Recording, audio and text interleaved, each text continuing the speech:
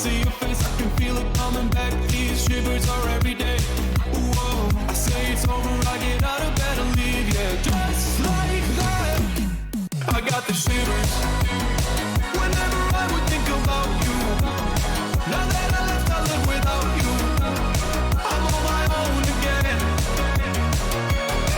I got the shivers whenever you went out of line. Yeah, now it's like everything is fine. Yeah.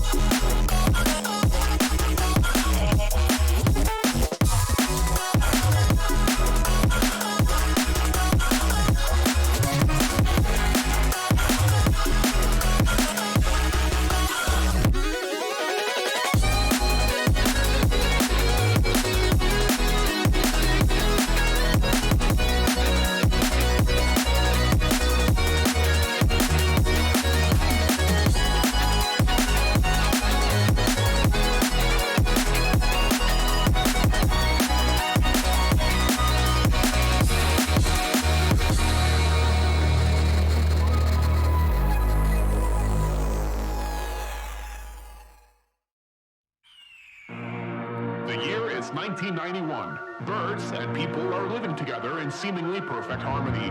Until one day, a young man catches fire. This is Phoenix.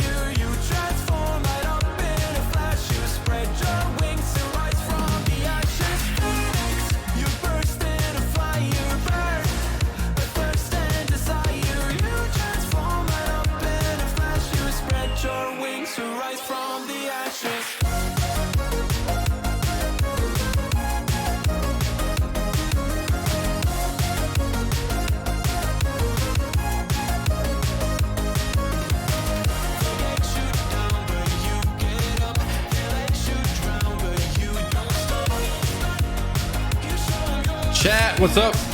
How's everyone doing? Get ready for verse 2. Electric Boogaloo.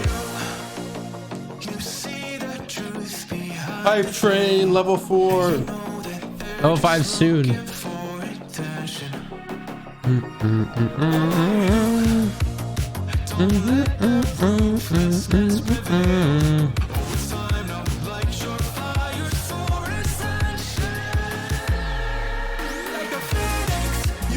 And the fire burn. Let's put this here. Actually, let's put it underneath the timer. The fire burn. Guys, we added a lot of emotes with 7TV. If you don't know what 7TV is, it's like BTTV. So if you know what BTTV is, you should look up 7TV and add it. Okay, we have a lot more emotes, so you should get that. You can see a bunch more.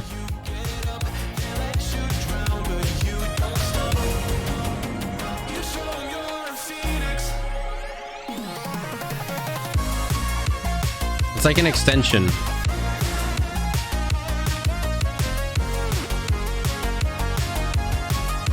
What's up, K4?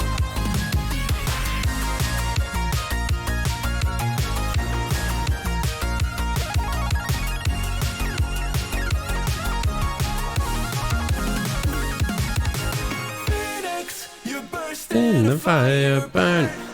my thirst and desire. You transform right up in a flash. You spread your wings to rise from the ashes. Oh, I did use my weighted blanket yesterday. It was amazing.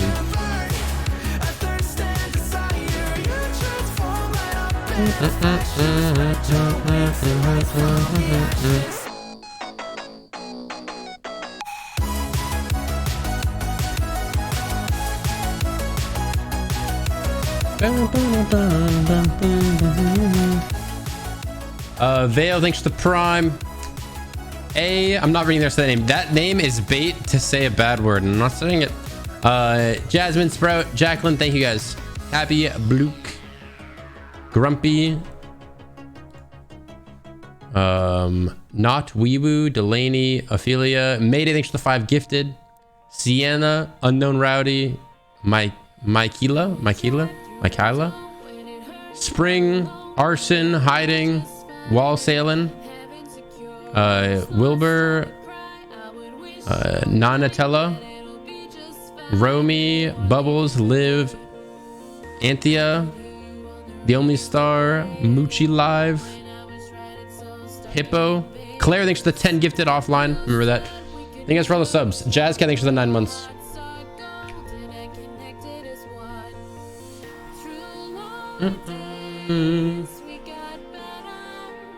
All right. What's this song? This is Electrolytes. The song is Electrolytes. Turn it down a little bit. More of a background vibe. But yeah, if you don't know what 7TV is, it's literally BTTV, but it's just a lot more emotes. So it's like an extension. Just make sure you know, just add the extension, and you can see all these emotes that everyone's using.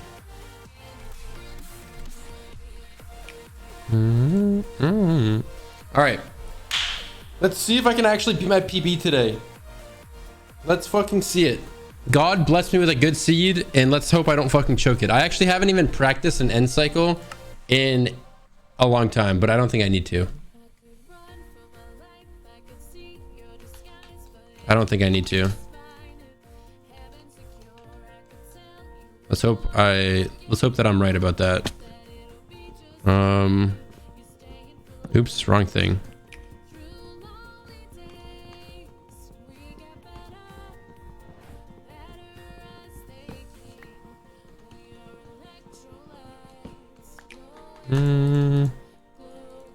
We really got right into the speedrunning, right? Like, we usually don't do it this fast. Holy shit, I'm so slow right now.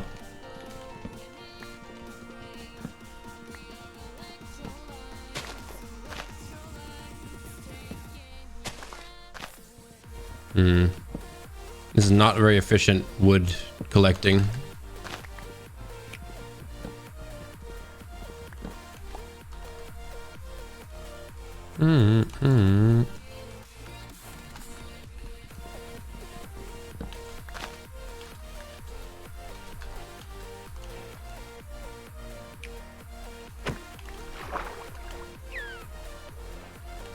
All right. Oh. Please don't leave me, dolphin.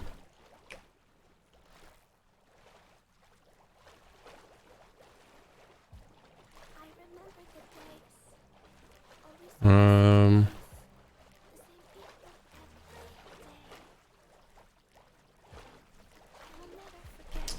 on, shipwreck. There's gotta be a shipwreck nearby.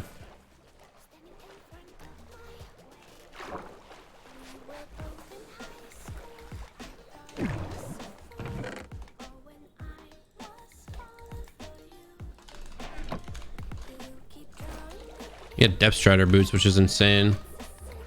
Need to find another dolphin. Or, oh, there's a shipwreck right there. That's good. I should have just went back and got the same dolphin. That was a mistake. Depth strider's insane.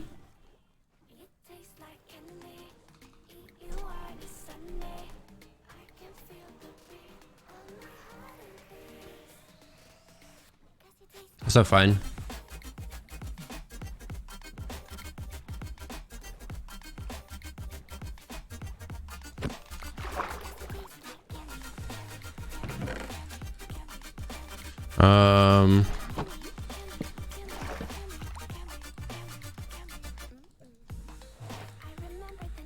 Why am I such a bot right now?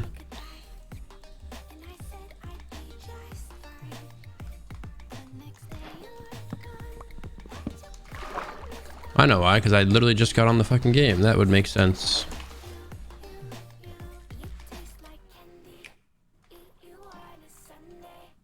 I saw some seaweed over here.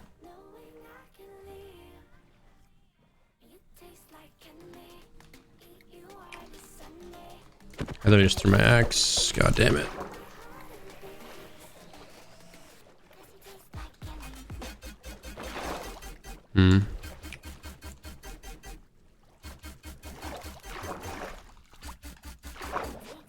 This isn't good.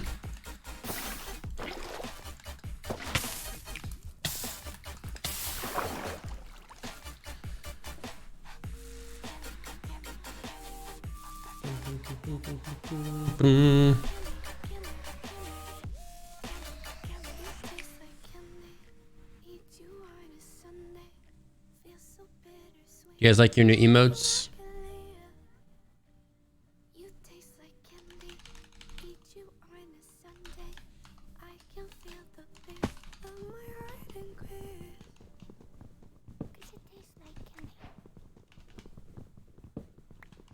Dude, I should have ordered food before I started my stream. I'm actually starving.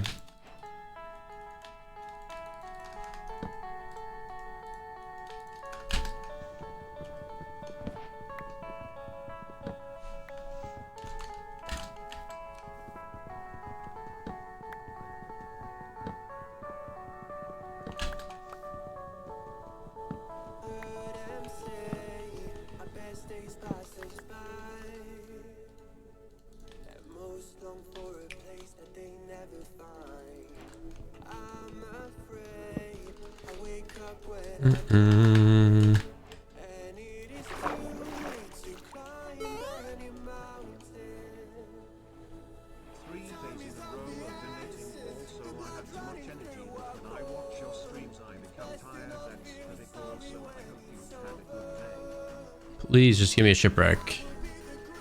Right. Oh, okay, there's one. Do I have to backtrack all the way back to the other ravine that I saw? That one's probably fake. Maybe. We'll check it out.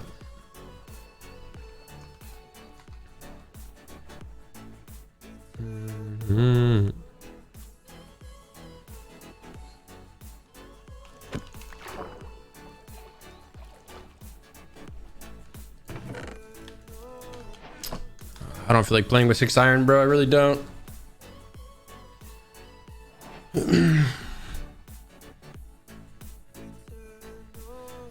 What are these new emotes? I'm so confused. There's 7 TV emotes, so you have to get the. It's kind of like BTTV with like an extension you have to get for Chrome. There's no blacksmith. This village is just fucking huge.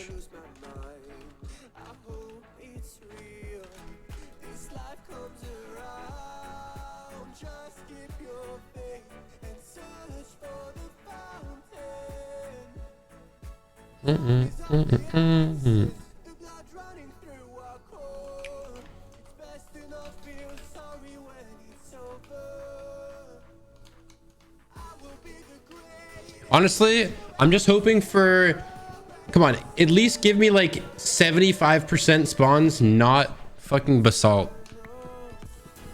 Yesterday, every single one of my spawns was basalt. The stream before that, every single one of my spawns was basalt. Like, it's literally like a curse.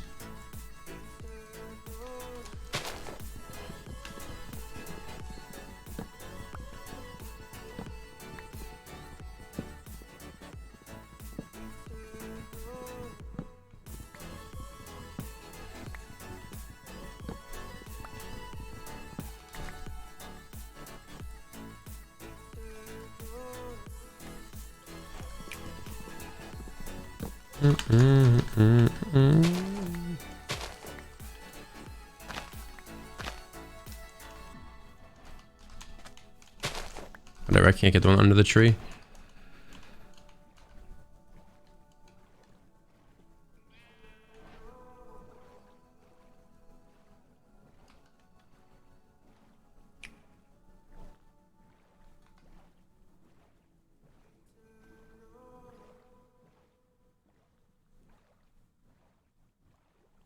Not bad. Please have enough iron this time.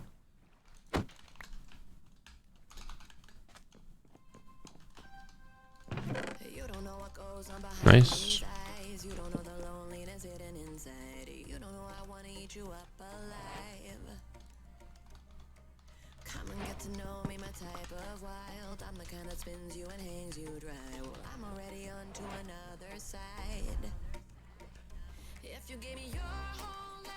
Let's see. Another entry.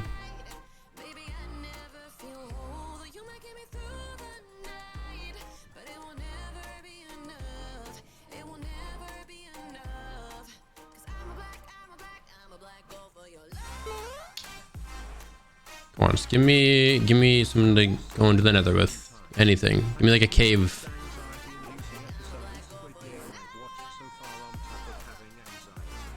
This is a really bad, it's like a mini ocean.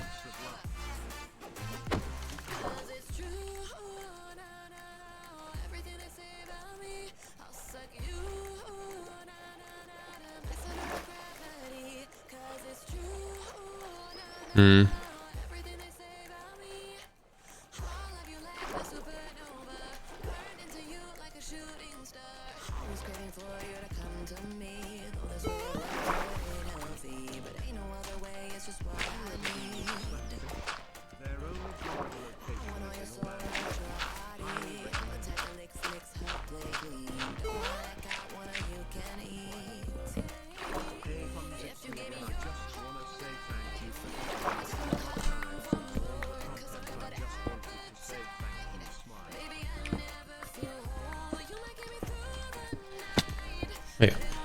Oh, fuck that. I hate mine shafts.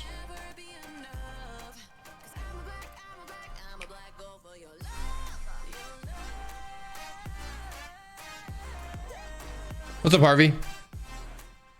What is up? Sushi really redeemed an ad. Wow.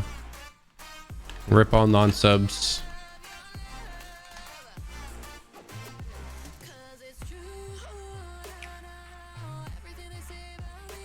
Dude,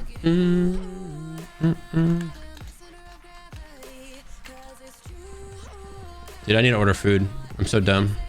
Should order food earlier. Oh.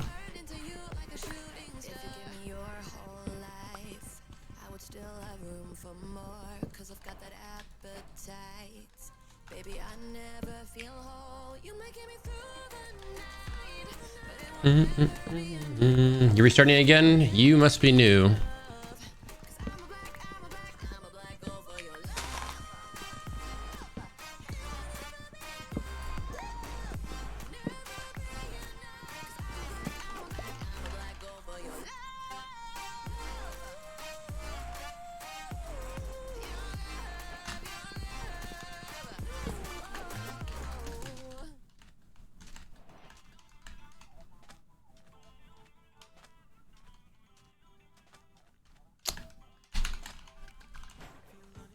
Okay, I see a cave there.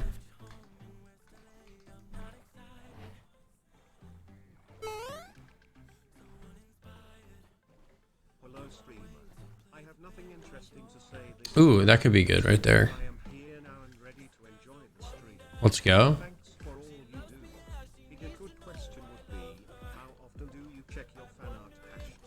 Not as much as I should, honestly. I should check my fan art hashtag more often. Definitely don't look at it enough.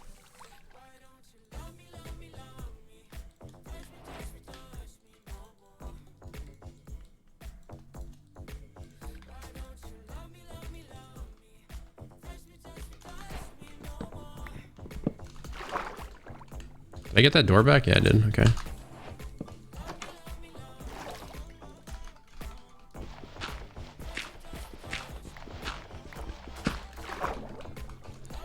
Okay. Oops. I lost one of my doors, whatever.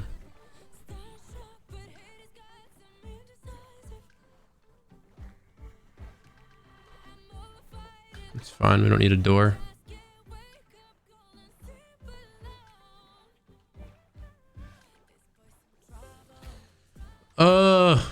Please. Get water, we don't need water. Water.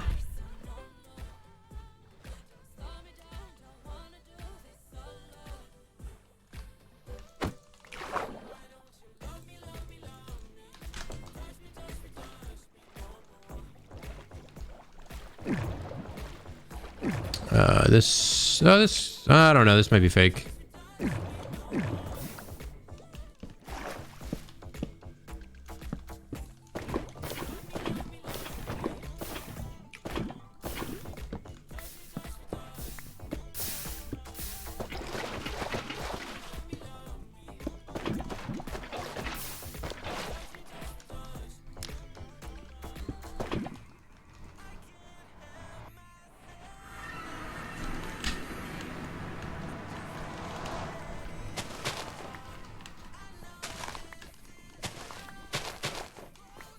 I didn't get the food chest. I'm so dumb. Why didn't I get the food chest? Not Bastion, is it? I need to get all these I can, honestly. I'm so dumb that I didn't get the other chest in the ship.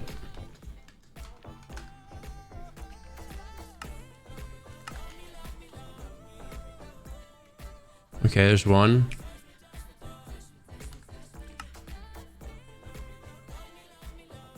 There should be two, no? I don't know, I'm definitely going that way though. Is that it? Is that just it right there? Did I see it? It could be it. There's a spawner nearby as well. There's no way this is a Bastion.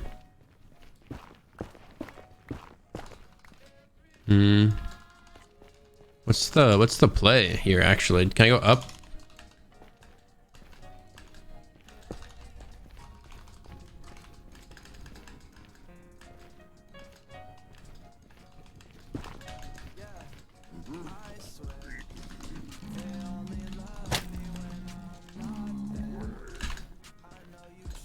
What about around?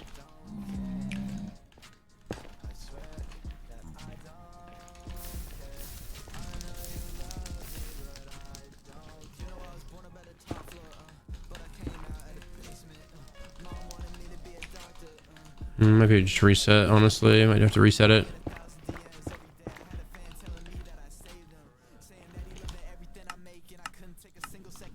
We're not playing these shit seeds.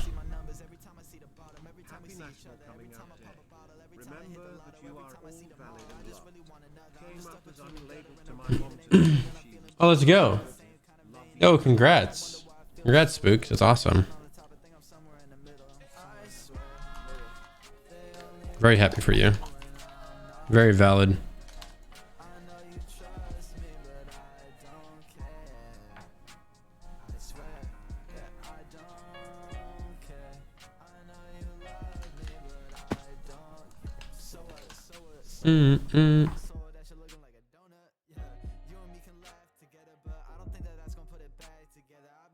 All right. At least we didn't get like how many? We've hunted another twice, right?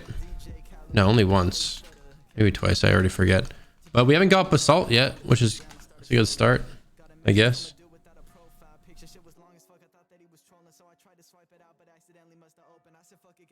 Patty EB, thanks for the 9 months. Emma, thanks for the 9 months. I gotta keep up with the alerts.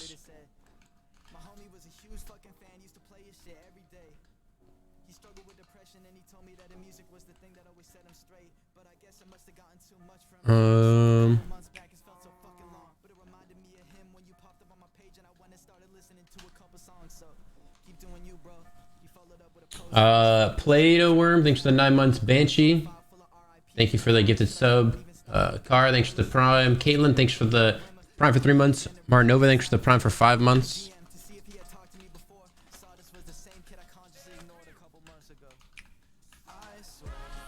Oh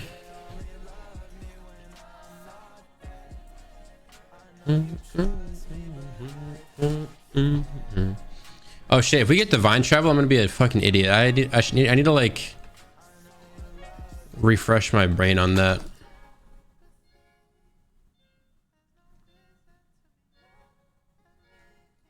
How do you sub? You hit the subscribe button. It's purple. It should be in like the bottom corner, bottom right hand corner. It says subscribe. Or if you have a Prime sub, you can use it. It's a free sub, absolutely free, and you don't get ads or anything.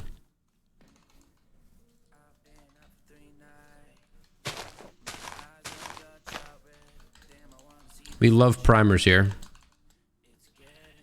You're actually like wide Giga Chad if you Prime sub.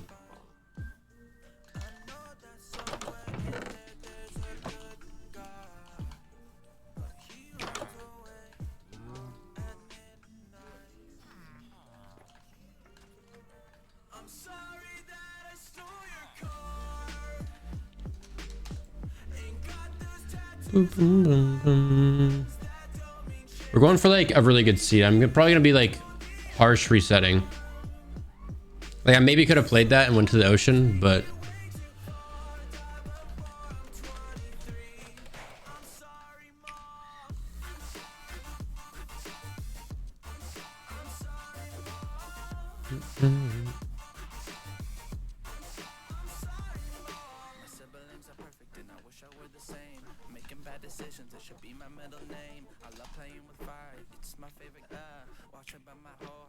Saint Soup Time, thanks for the 2 months. Kalen, thanks for the 10 months. Punzo Pop, thanks for the 2 months. In a row, 6 total. Mary Bear, Mary Bear, thanks for the gift sub. Okay.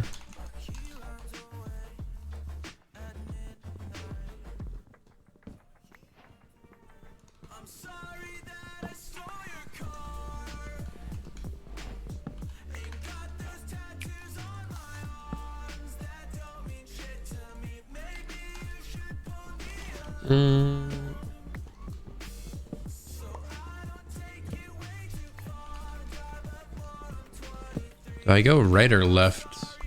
That is the question.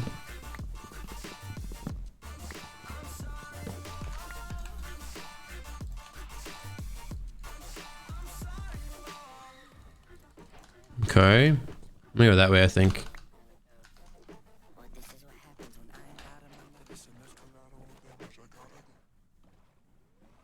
Another entry right there. I see a shipwreck, but that's so far, bro. Is there a closer one? No.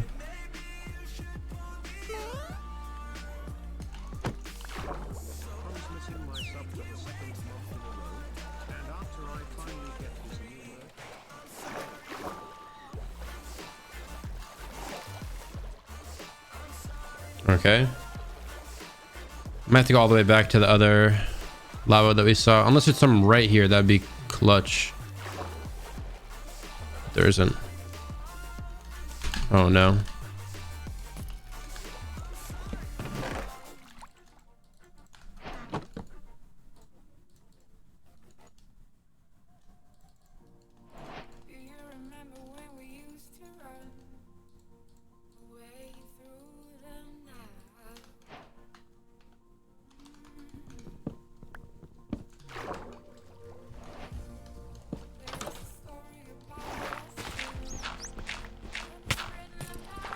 Holy shit, that guy's fucking me up. Don't kill me, don't kill me, don't kill me, don't kill me, don't kill me. I still have a dolphin, what the fuck? I'm an idiot, I should have kept it. No, I don't have it. What the hell, where'd it go? Whatever. Bro, I didn't get the food chest again. I'm such an idiot. Please have golden carrots. Why do I keep on forgetting about the food chest?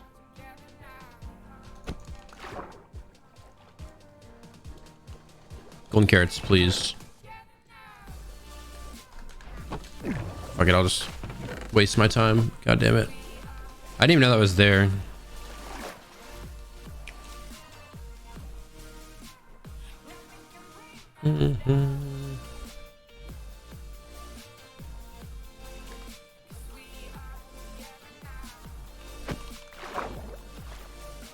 Another trident guy? Holy shit. I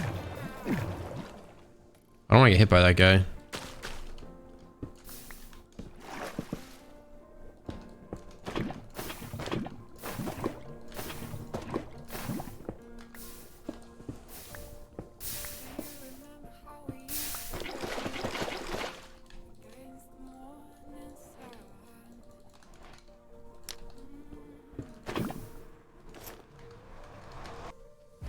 I didn't get the lava. Oops.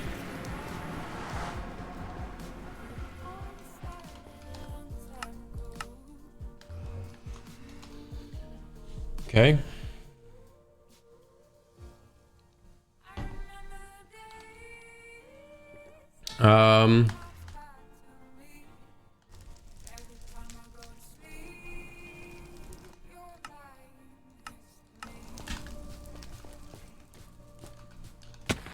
Ow. Okay. We probably are just fucked because we don't have any fucking food. Oops. We have to burn some piggies in here.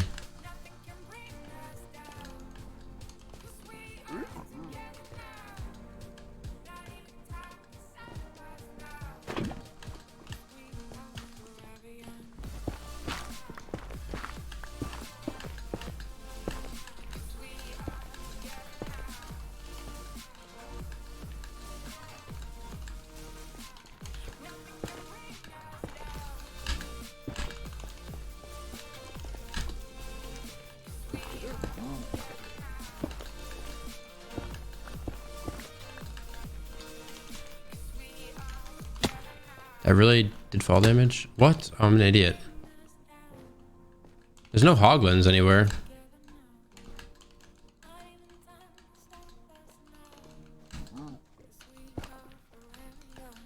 So where the fuck's this bastion, dude? It's not even here. Uh-oh.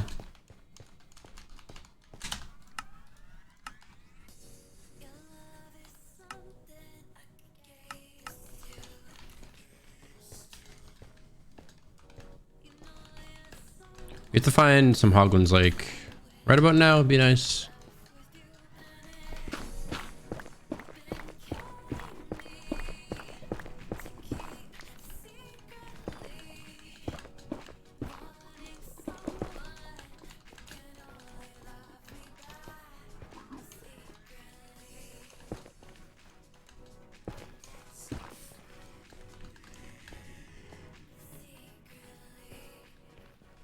Yo, where the fuck is this bastion?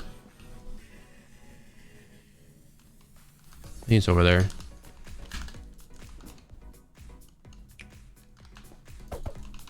At this point, like, this run's already fucked.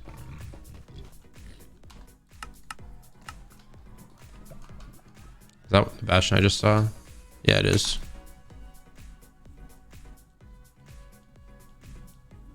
It was so far.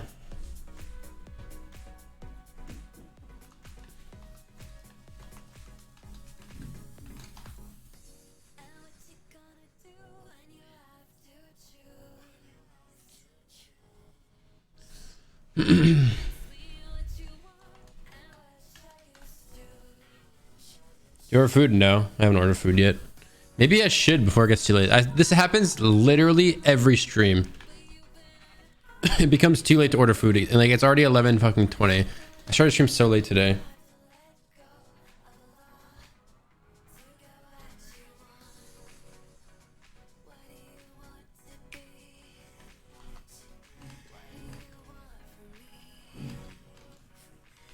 This is not enough wood. I'm not gonna be able to have like extra.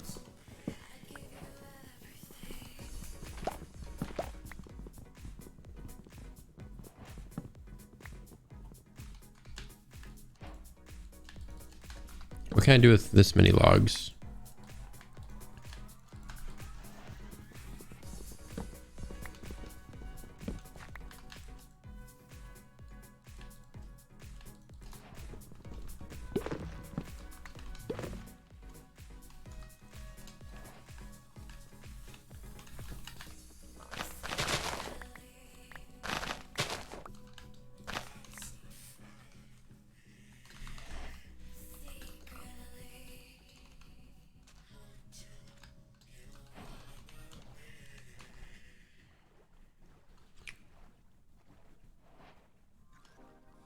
Wouldn't it be cool if Minecraft added like a way to put items in your inventory, like without opening it? Like you just click a button and it like auto slots to the first slot of the inventory. That'd be cool.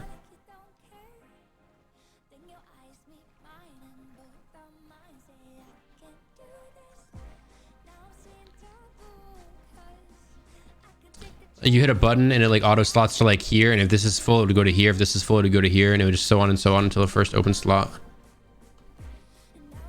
They should do that. Why isn't that a thing?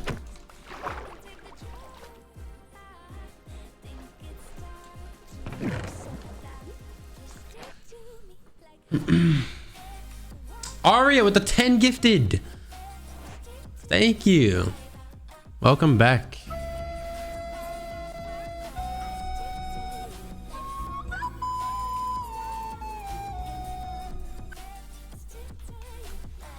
Ooh, my game is frozen.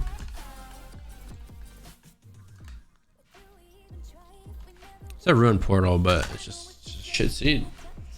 Simply just a shit seed.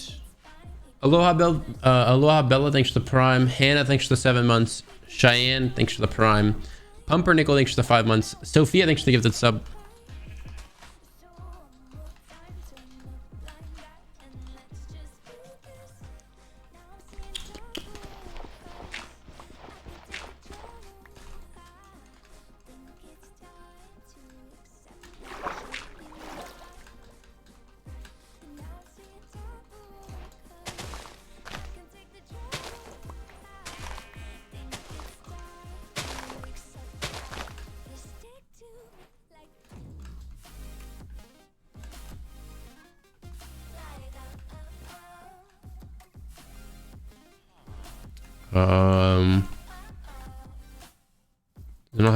Doesn't have the bucket house. Hold on. I'm gonna go to the bathroom really fast. Give me a second. Also, I'm gonna order food in a second as well. 1 second.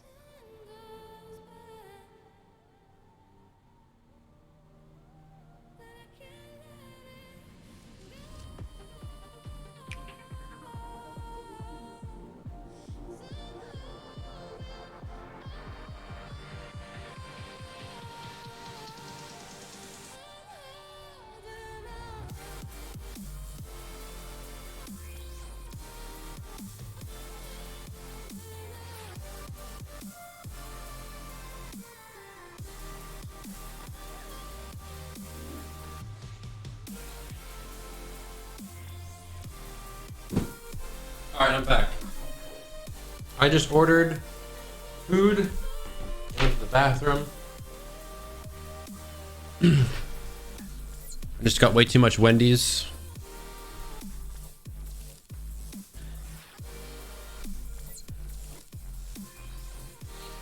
Oh, okay. Let me go through some alerts because I've missed a bunch. Tessie, Ghosty, Ghostly, my apologies. Becca, thanks for the 10 months. Emmy, thanks for the $5. I'm missing my sub. No, I'm not missing a sub. I'm reading them. Sorry, Emmy, thanks for the 5. Thanks for getting the merch, by the way. Maddie, Lami, Crawling from Hell, RC. Thank you guys. Go down. Sophia, Cameron, Alexis. Cease, thanks for the $5. I should really start checking my fan art hashtag more. I'm sorry that I don't. I'm gonna start making it a thing every day. I gotta look at it because I always forget. And there's so much cool stuff. Salem, thanks for the 10 months. Ale Grape, thanks for the 10 months. Millie Hates Milk, thanks for the gifted. Emmy, thanks for the tier 2 for 10 months. Thank you. See, I told you I'd get it.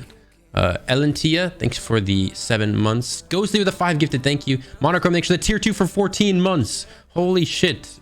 Thank you so much for the support. I appreciate it. Hi there, Carrie, thanks for the 3 months. Peyton, thanks for the $5. No problem. I'm glad I help. Alex, thanks for the 5. Been to Slapfish? I have not. Never even heard of that before. I'll have to try it maybe. Randall, thanks for the 4. I appreciate it. Hopefully the stream helps. Megan, thanks for the 9. Stry, thanks for the 5 months. Jen, thanks for the 4 months. Ken, thanks for the gifted. Brookie, thanks for the 4. You don't have to do it every stream. It's fine. Thanks for the 4 though. Just thanks for the 6. Shiny, Zen, Naomi, Suji Red, Roblox, Raging, HiVX, Dino, Cassandra, Jenny, Crystal Dragon, thanks for the 14 months. A long time. Copper, Multi, Extra Dev, Mint, Chocolate, Chip, Ice, Kaylee, Jazzcat, and we're caught up. From now on, I gotta stay ahead of it so we don't have to like take time to read them. Acid Ray, thanks for the 3 months. WDW, thanks for the 8. Come Feature, thanks for the 2 months. All right. Ashley Mac, thanks for the 3 months. All right, here we go. Hopefully that's the last time we have to do that.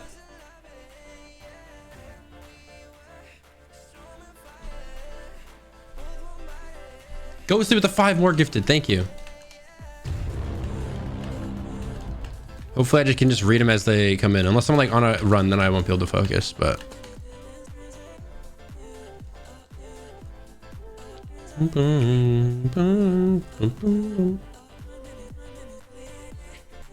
Master Chef later, potentially, but I really want to like I keep on doing this thing where I speedrun for like a few hours and then I stop because it starts pissing me off. So I kind of like, I really want a PB. You don't understand. Like I want to like grind this shit and get a PB. Well, holy shit. The fuck is this shit? Do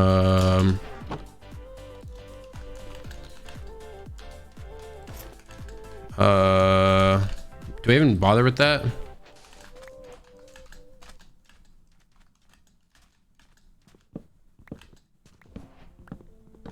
That shit's buried as fuck.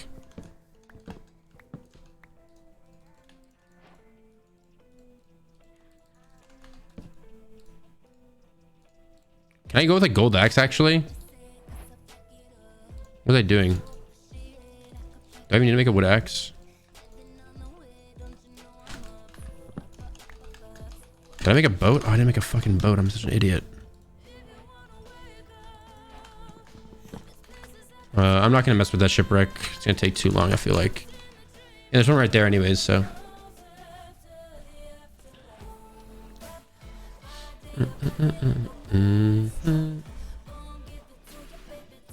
Maybe I can just ride it out with the gold axe. I'm sure it's just as good as the wood. Unbreaking on it, right? Unbreaking 1, that's not bad.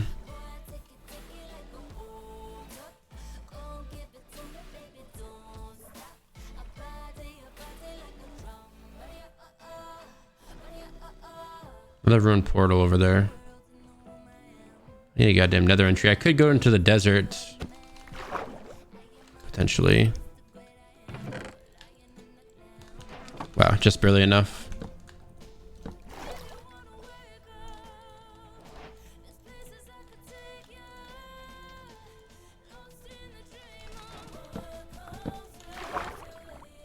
Did I get any flint from that? I didn't. Food. Get the food chest. Idiot.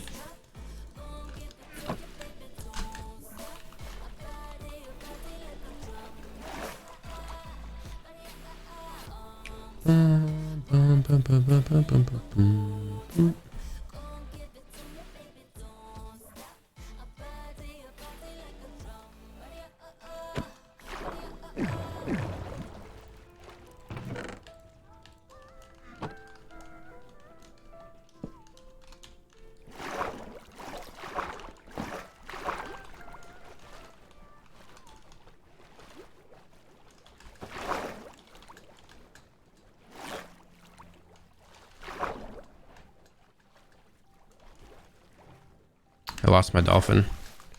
This run's pretty dead. Unless there's a lava pool like right near the surface here. Or like right near the shore, I should say.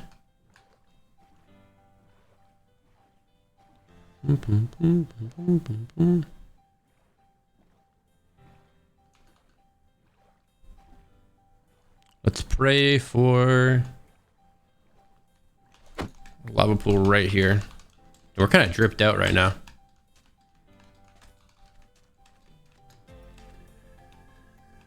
I see another room portal with a gold block on it, but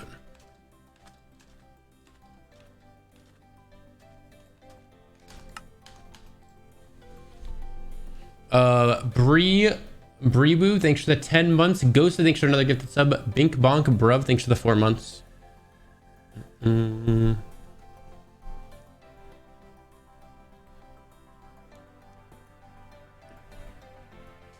Farewell, and thanks for the 16 months. That's a long time. That's a long time. Thank you.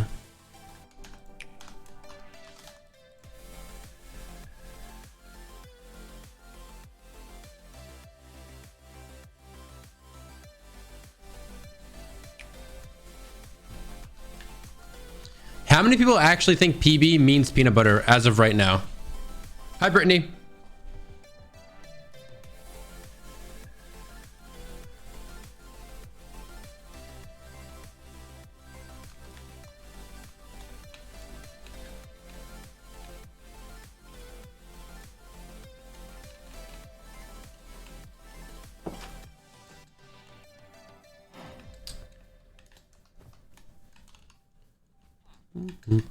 Three emeralds.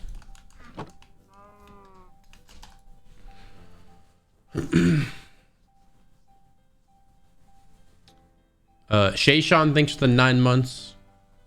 It stands for personal best.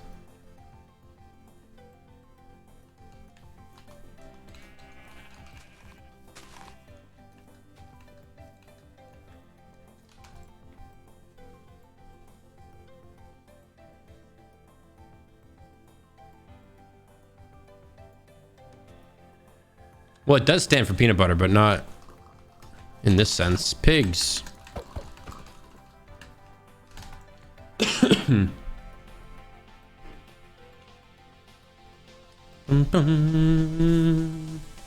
Liam Twit, thanks for the 8 months.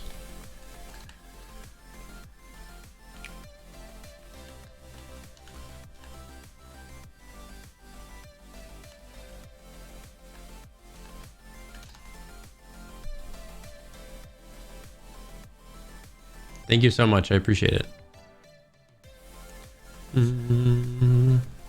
Give me a good seed, please.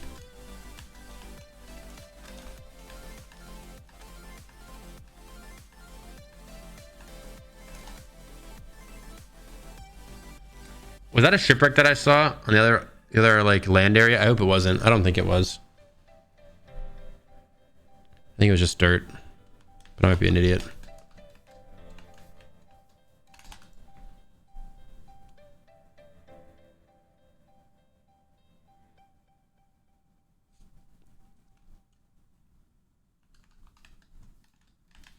SoundCloud friend called Marty?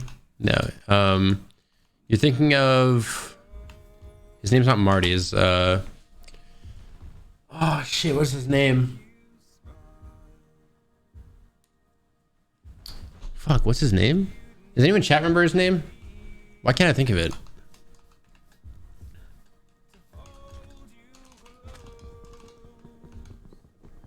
wonder if anyone here knows. Any like true fans? Remember the SoundCloud person's name? Oh, I remember it. No, I don't. What is it? Fuck.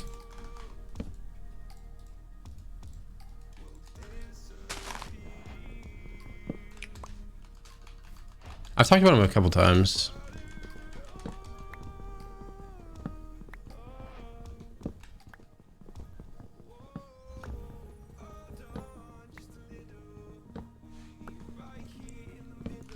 If one person remembers it, I'll be so impressed, actually.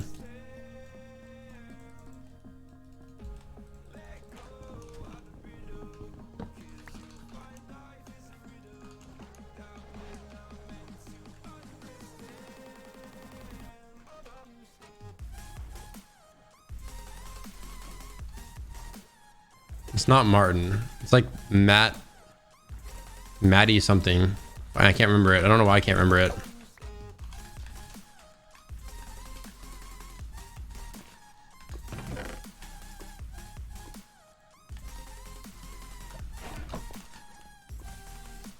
It's not Matty B. You guys are fucking dumb.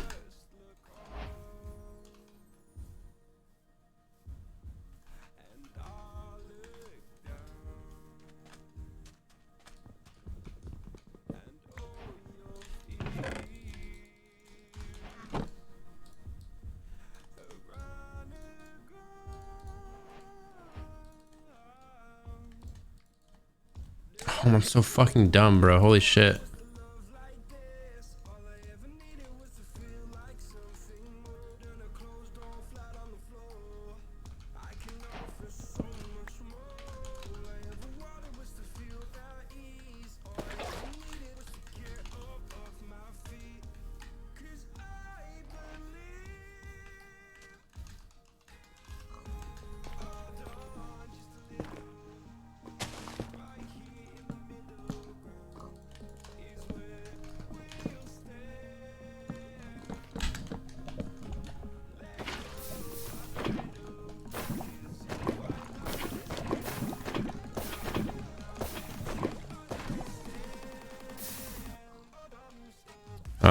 Oh.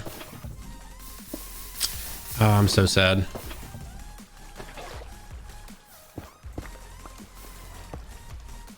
Did I not pick up the fucking water? Holy shit.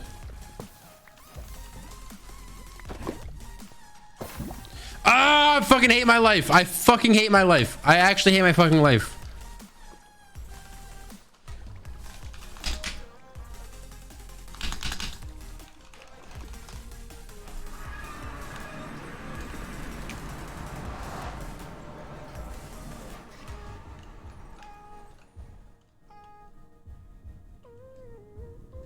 Fortress. Wasn't that good. I didn't see a bastion.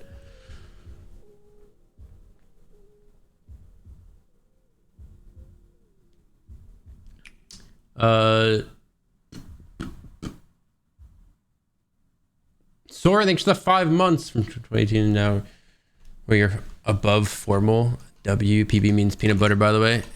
It does, but in this situation it doesn't. But what's up, dude? Long time no talk. I hope you're doing good. TwitchCon 2018. Lol. Lol.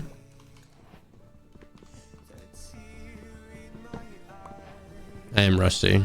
I'm warming up.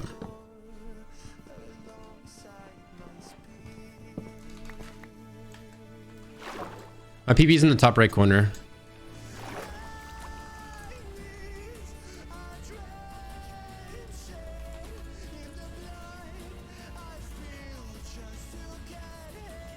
Joanne, thanks for the tier fucking 3 for 6 months.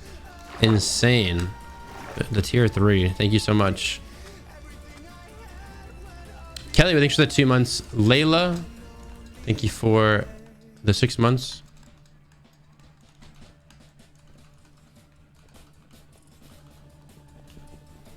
I can make a pickaxe. I should have.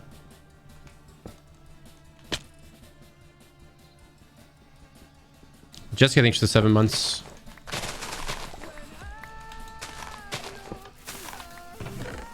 Gold. A fuckload of gold. Ooh, how much iron was that? What the? Fucking lag. A 4 iron.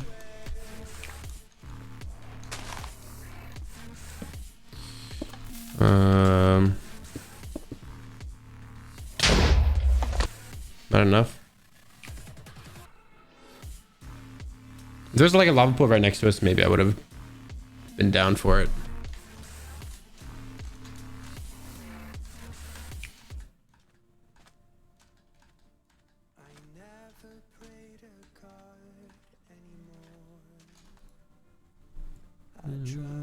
Yammy's cool. Thanks for the 6 months.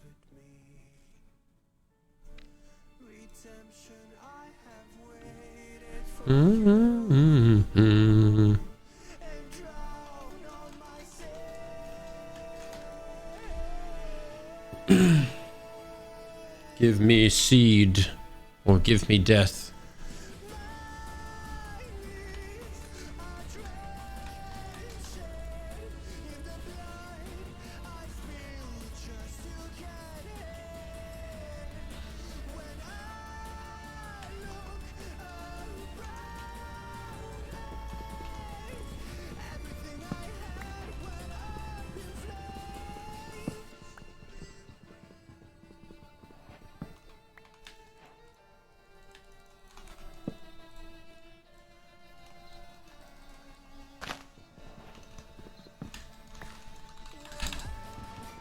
I think you'll always notice me start speedrunning more as MCC approaches, because I still think speedrunning is one of the best ways to practice and like prepare yourself for MCC.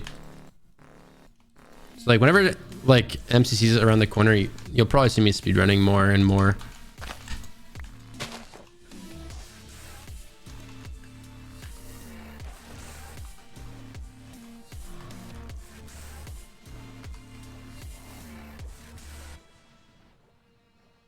I just x-rayed lava. Nice. Ooh, a shipwreck's right here. Dolphin, stop being a bitch.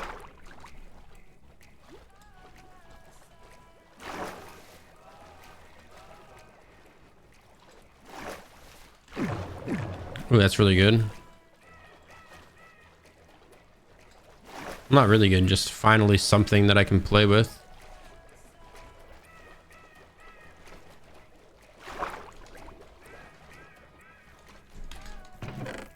Psych. Psych. That's the wrong shipwreck.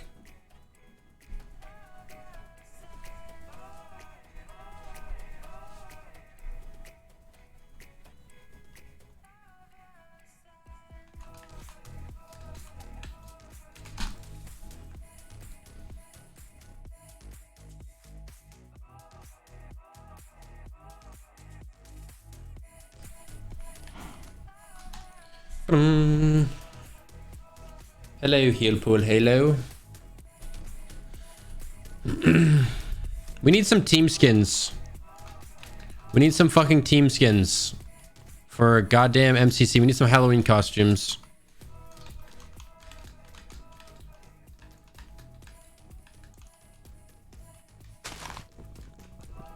Because the goddamn... It can literally be anything. Because we were going to do Scooby-Doo, but we can't fucking do Scooby-Doo anymore. So...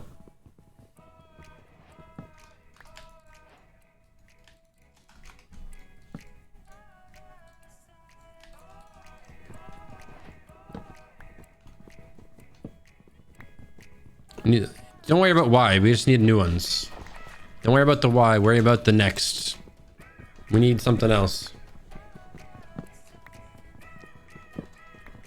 Ant brought up a cool idea of like avatar based ones, and I thought that would be cool. Like one person's like a firebender, airbender, waterbender, earthbender. It'd be cool if I was like Aang. It's like you could like make me like bald and have like an arrow on my head. But I feel like that'd be difficult to get everyone, like a certain bender.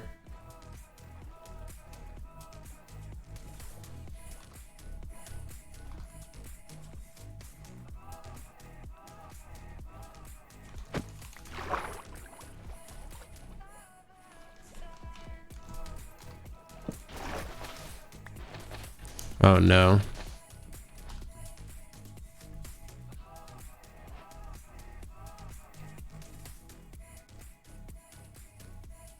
I've seen a couple skins, team skins for us. Want more? We need more. Ooh, a blacksmith somewhere. Or maybe it's an acacia village. Surely it's like behind this little cliff.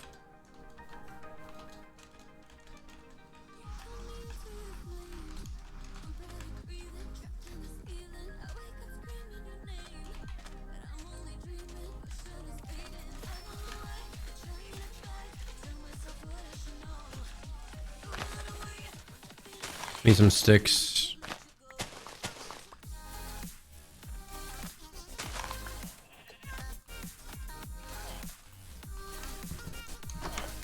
Oh, I thought this was a different house. Let me through.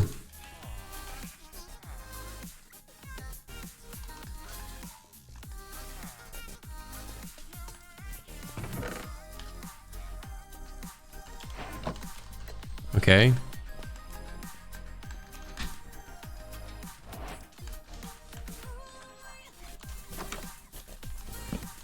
I need a house with a crafting table.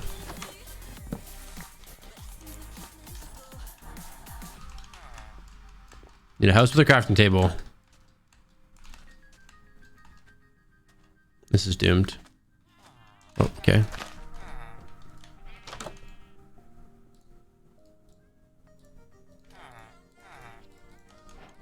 Oh no, I didn't want to hit him yet.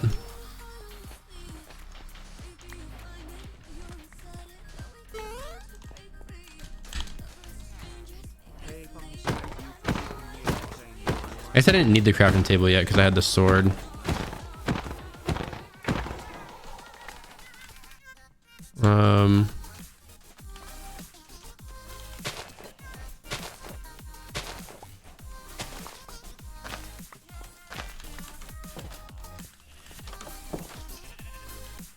Let's make this.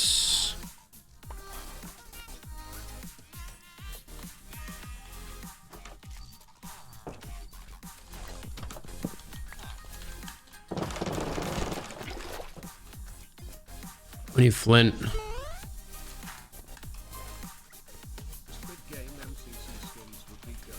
I've seen a lot of people like do Squid Game skins for like other teams, so surely that's going to be already taken.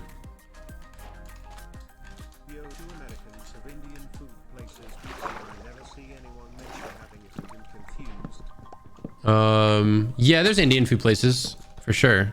Wait, can I just use a bed actually?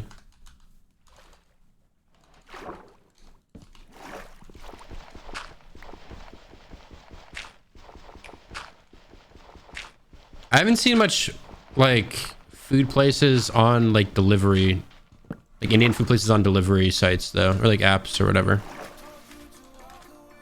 It's definitely lacking in that department, I think.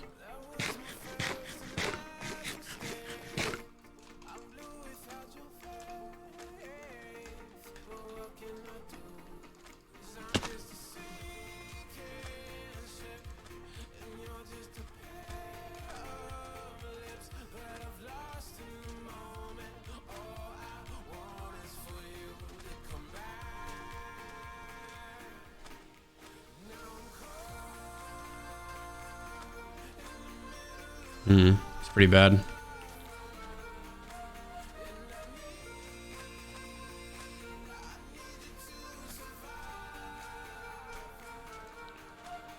Just let me go to the nether, please.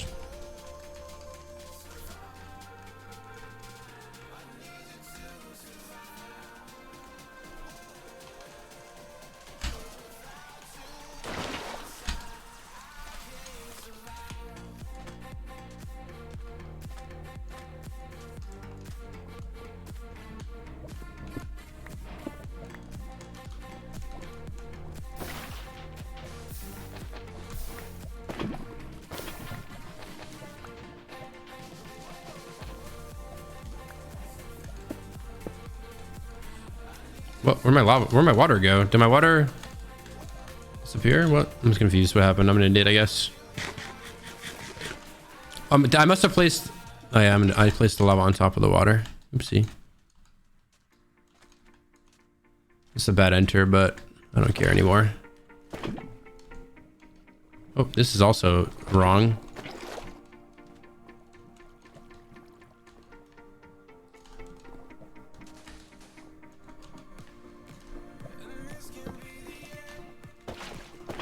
I am cringing at my own Minecraft ability.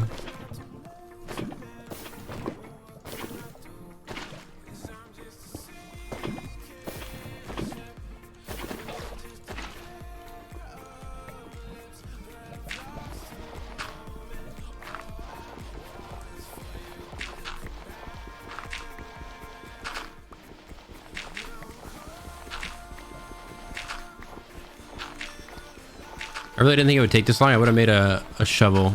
I thought it would take this long. I was kind of high rolling.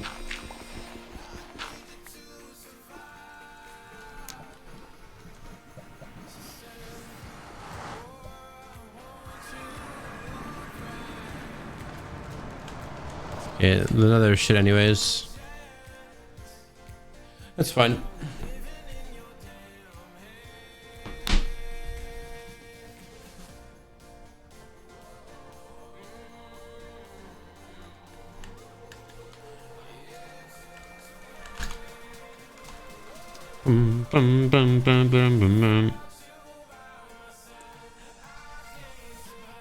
Kai Cat, thanks for the 5 gifted subs. Maddie Blue, thanks for the $5. I'll read that in a second.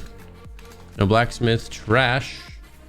If you can be entertained while I've been stuck at the airport for 4 hours now. Holy shit, that sucks. Dude, when like flights get delayed and they have to like wait for flights and like, oh, it's so annoying. Puzzled Army, thanks for the 5. Yeah, Squid Game MCC skins would be cool, but I think a team is already doing that. I've seen so many. Haystorm, thanks for the 5. Or Hailstorm.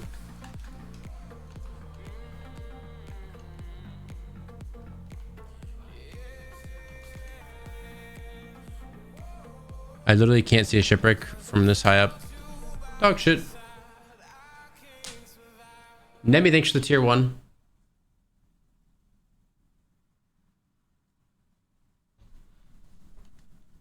Yeah, should all be Punz skins. That'd be cool. That'd be funny. Abandoned village.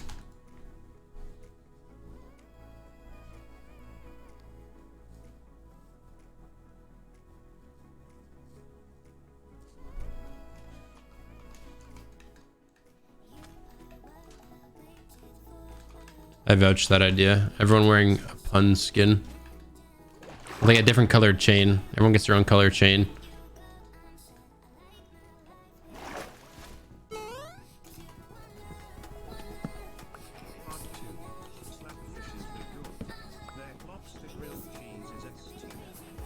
Lobster grilled cheese.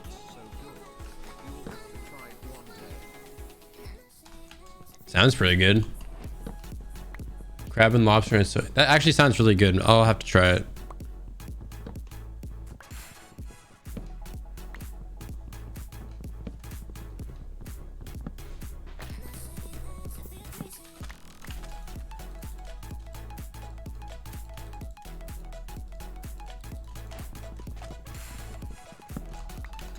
Boom, boom, boom, boom, boom.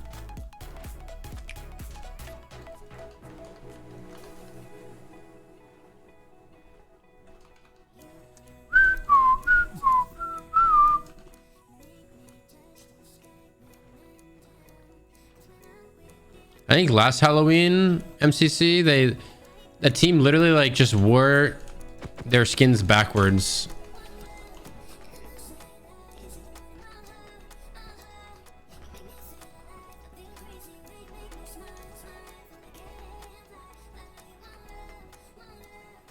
Okay, I see a shipwreck.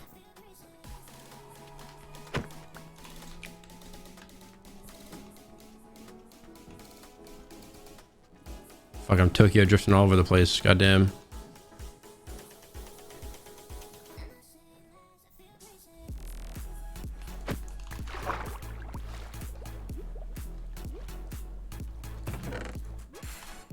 Bro, what's up with these shitty fucking iron shipwrecks?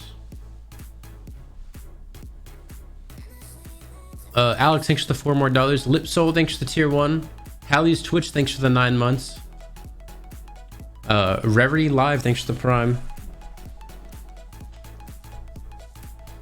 My food's on the way. The question is, like, I don't want to eat my food while speedrunning. Like, do we just watch one episode of, like, MasterChef while I eat? And come back to speedrunning? I don't want to just end speedrunning here. Like, I want to keep speedrunning.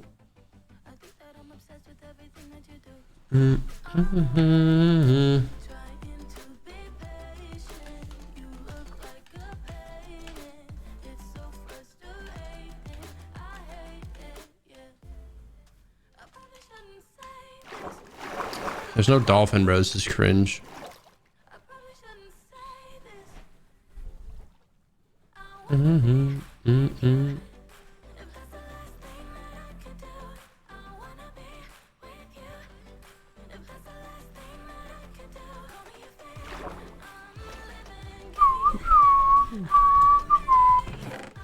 Bro, what is this shit?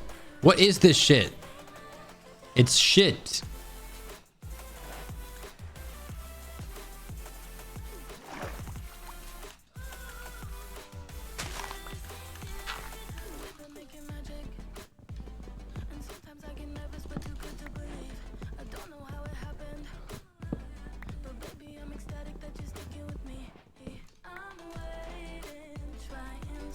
What if my Wendy's is fucking raw?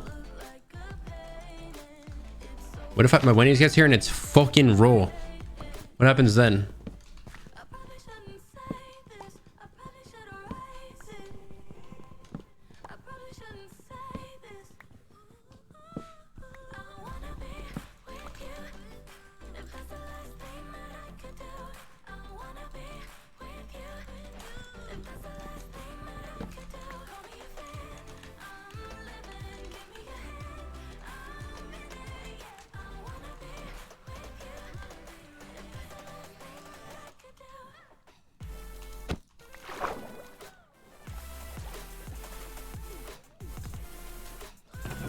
Holy shit. 2 shipwrecks. Don't even have 4 fucking ingots in them.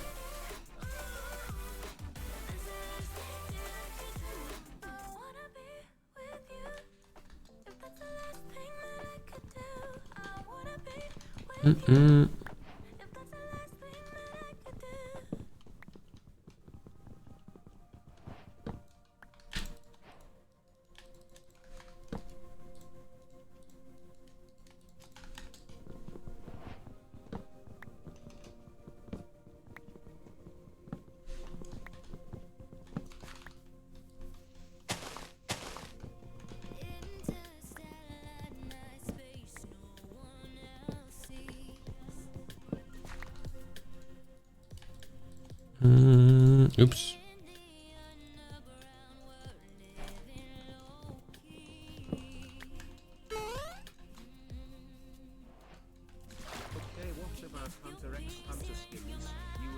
Ooh. That's actually a good idea.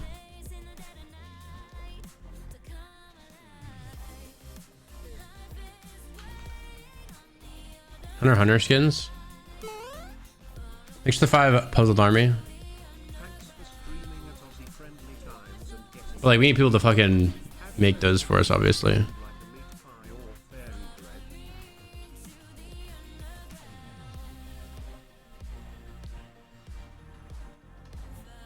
Shipwreck and a rune portal. All the nether entries I saw were behind me though, so I don't have to go back for them. Oh, haha, funny shipwreck. You think you're funny, huh, guy?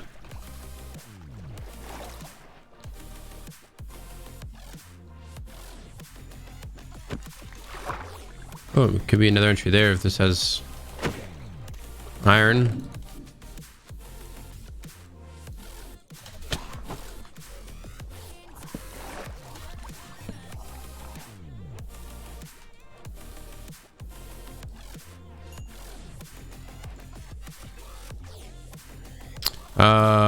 I'm done. Whatever. We'll make a flint and steel even though I don't need it.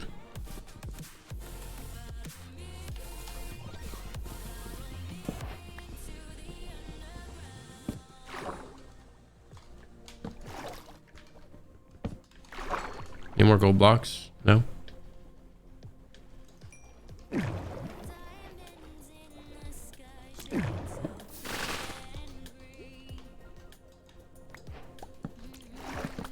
My shit's all fucked up. Organization, please. Thank you. What am I doing? Here. Here. Brain. Thank you for working finally.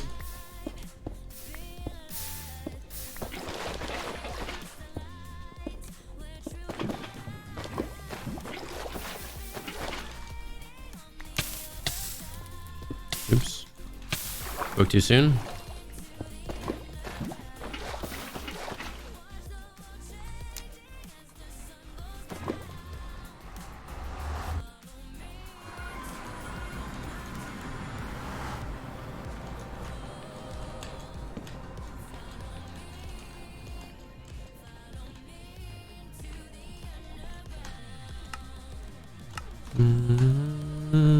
Holy shit, what is this E counter?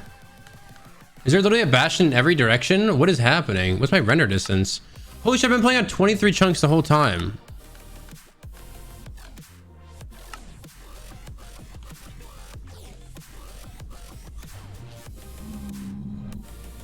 There's literally a bastion in every direction but that direction, I think.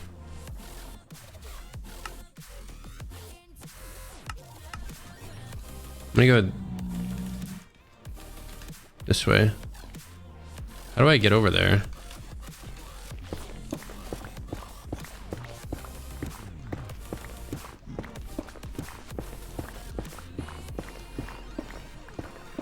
Need a lot of blocks. Wait, there's no spawner. That means there's no fortress. My food's here as well.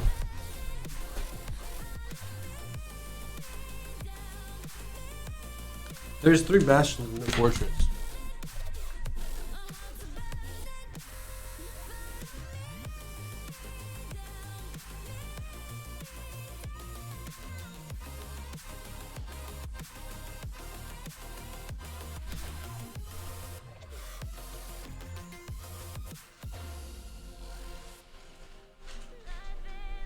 All right.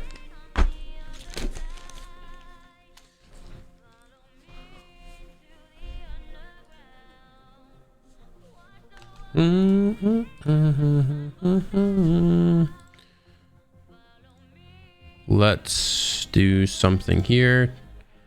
Do that.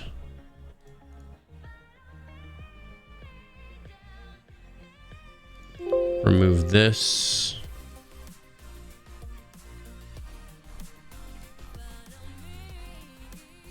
Give me a second, chat.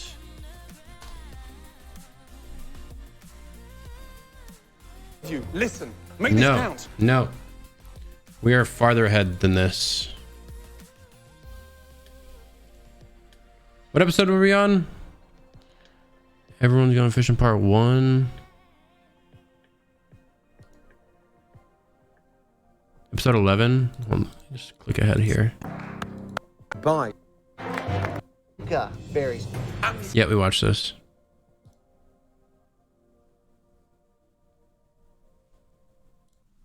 Next, I also salted with I'm not feeling great. Milk and dumped it on. Okay, we're on this episode for sure. Okay. Oh, I fucking exited out. Shit. The milk. Pause. Do this. Full screen. Boom, boom, boom. Give me a second.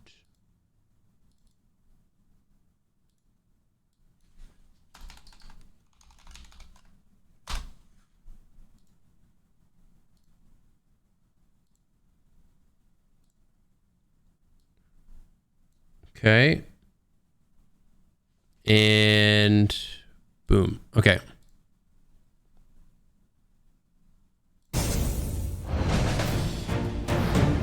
For the final field challenge, the contestants Would a mod will change each the have to title and serve the category, best please? Possible fish dish to the 3 most powerful food critics in America. All right, I'm holding up a nugget. You guys get 1 nugget. Possible. All right. So they're going Here you direct go. to the source. 1 nugget. The sea. So today's challenge is an individual competition. It's I no did more already? team All right. challenges. I'm actually extremely excited for that because Nom, nom, the only nom. person I can blame for a loss or praise for a win is myself. Is this too loud? A bit. So what are we hoping to catch? Sculpin? Sculpin. Maybe some red snapper? I've never cooked a sculpin. There we go. I like that better. I'm relying on luck to get me through this one, at least with the fishing. Once I'm in the kitchen, Sounds good. I'll turn it though, back up. it's I'll turn down my a whole other headset. ball game because fish is really my forte. Being a lucky guy, I know I'm gonna catch some fish. Oh man, he's a fighter. I see Mr. David Miller over there struggling like he has the biggest marlin the Pacific Ocean has ever seen. Dude! Oh, it's a rock? You got a rock. Cut a rock? Oh yeah. Bro, no shot. Fighter, though. David Miller, the look on his face, that was priceless. All right, it's Why do you struggle so hard with that? it's been a long time since I've made rock soup. Little salt, little pepper. All right. Wait, they literally have to catch their Here own you go. food? Holy shit. Yes! Oh, I see color. Here it comes. Oh, nice one. This is really happy. I was really excited, and I was the only one that had never been fishing. And oh my God, the sculpin fish is a really ugly fish. These are the spines that have the poison in it. This one down here has poison, and these. I looked down and I saw the spikes of that fish sticking out, and these scales are poisonous. Don't let that spine get you. After Sheetal caught her first fish, I was like, that competitive side got out of me, and I was like, I've got to catch the next fish. Woohoo! Yeah, I see him. Nice one, dude. Yeah. Gorgeous. As a chef, it's a great opportunity to actually go out and pick your fish out of the sea. All right, guys, here comes a nice sized one. That looks big enough for me. Way more connected to where your food comes from, and you got to do it justice. Our amateur cooks will take the fish they've caught and use it to prepare just Yo, Chad, what's your one favorite dipping dish on a sauce kitchen for nuggets? journey at the world-famous Ritz-Carlton. Right, how are we doing? Awesome. So Amazing. Our first individual challenge, head-to-head. Sadly, two of you will face a pressure test on the worst two tasting dishes. One of you will be leaving MasterChef. I'm between sweet and The sour, critics, they are honey lethal. mustard, and like barbecue's Some number of the 3. most powerful critics anywhere in the world. You're now about to face them. Jeffrey Steingart. Jeffrey's probably the most prolific food writer of our time. Head critic for Vogue magazine, the greatest food writer in the country. Wow. I hear the name Jeffrey Steingart. I think sweet and sour is my number 1. Oh my And goodness. honestly, Jeffrey's best known for shattering people. honey mustard and barbecue are like Amazing tied reputation. for me. This could be either But really sweet and good sour is number 1. or really bad.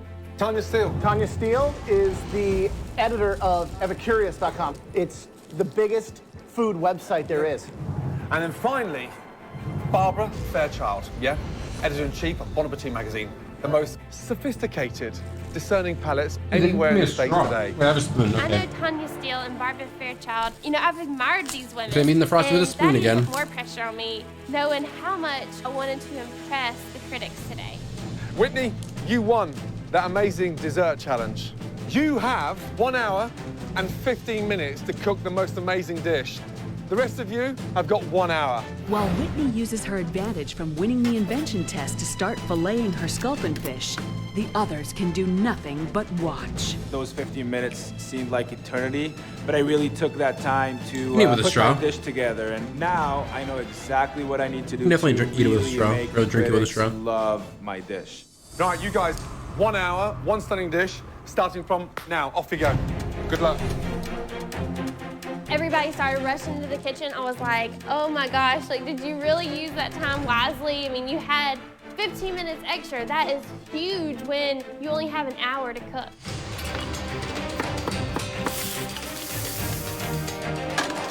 My strategy today is really keeping it simple and keeping it real. So I'm going to braise the fish. It's a tough fish that can withstand braising. And I'm gonna serve it with the broth. So the same way I pulled it out of the water, I'm gonna keep it on the plate with the broth, you know, the water that it swam in to cook, What? like the water it swam in to live. Use the time wisely, yes?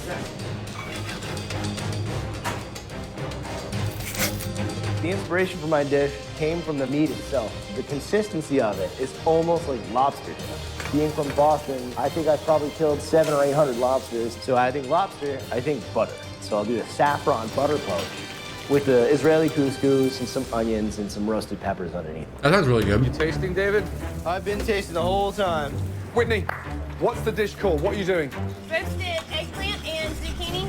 Right. I'm making a tomato sauce with Yep. the stock and plum tomatoes that I'm stewing down. I decided to put kind of like Italian spin on this dish, and I like tomato-based things.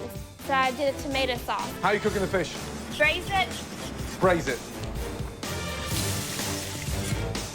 They've got the work cut out. Right. Scorpion fish. Right. Yeah, it's going to be a very difficult challenge because it's an unusual fish. Yep. Make sure you taste everything you're doing. 15 minutes, yes? Use that time wisely, yeah? Ooh. I decided I was going to do curried cauliflower, and I used the curry powder that was available, and I should have tasted it before I put it in the cauliflower because there was salt in the curry powder, and on top of that, I also salted with regular salt, and my first batch of cauliflower was disgusting. I have to start over. Right, Chantel. Okay, you're in control, yes? Yeah. Because you look like you're flapping around like a headless chicken. You guys look immaculate in chef jackets. You're actually looking like professional chefs. Make sure those dishes come out like professional chefs. Hey, anybody have salt? Found some. All right, Sharon, where you at? I took a risk and took 2 different proteins from the fish. That's the liver. Make sure you try one before you do it. I did. Ew. I picked sculpin liver because I tasted it, and it just had a very buttery, light flavor of the sculpin. I believe everything that I touch that's food, I believe I can make magnificent. And it's no different going into this competition. Sharon is going to sear off the liver of the scorpion fish and serve it, which is very, very bold. I mean, Has he tasted the liver? he said he tasted it. He said it's good. That would be a big risk. You could either really win somebody with that or really throw them off. I knew at that defining moment, I could be the next master chef. Sharon made a conscious decision to use the liver of a fish. I feel like he took the poisonous scale and just went to himself. 4 minutes to go, guys, yes? 4 minutes? That sounds 4 disgusting. minutes, that's right. You have your plate picked out? Put the pan down, take that glove off, and work with 2 hands. Let's go! Guys, the pressure is on. They've been sat there patiently, anticipating 5 stunning dishes. Come through for us. Make something gorgeous. Amateur cooks are cooking for critics that, restaurant chefs are scared of. I was like, this has got to be the best dish you've ever made in your life. We got a lot riding on this too, guys. Don't embarrass us. These are not just foodies. These are 3 of the biggest food critics in the country. And here I am, a little less than a year after I started cooking, and all of a sudden I'm presenting food to these people. And, I just hope everything goes well. 1 minute. It's not right. Now start putting it on a plate. Get it on the plate, Chantal. Stop cooking. You're not going to be able to serve it. Where's the cumin? Cumin. Raw cumin now, with 1 minute to go. I was frantically running around. I felt like manicked and crazed because I was running around trying to figure out how to fix the sauce.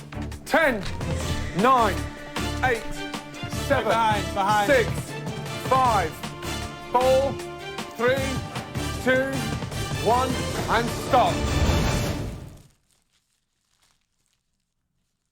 10, 9, 8, 7, 6, 5, 4, 3, 2, 1. That looks pretty Stop, good. guys. Well done. Well done. Really good job. The dishes look amazing. You know that. I mean, really amazing. We're proud to present these to these critics out there. Hot damn, guys. Yep. You should Well be done. psyched. This is great. The critics out there are sat, as we speak, sharpening their knives. 3 phenomenal critics. It's out of our hands. We're passing you on. This is the next stage. Some of the most powerful critics anywhere in the world. You're now about to face them. You sell it to them. You tell them what they're going to be expecting, and you push it to the absolute max. Now get out there and sell them. First up, Whitney. The critics can give each dish up to 4 stars for a maximum of 12. The 2 cooks with the fewest stars will go head-to-head in the final pressure test, where one will be eliminated. My name is Whitney. what I have for you today is a pan-seared sculpin over roasted eggplant and zucchini. My sauce is a tomato sauce that I reduced with That looks roasting fucking the head delicious. and the bones from the fish. Where did you find fresh tomatoes? I actually use the tomatoes out of the can.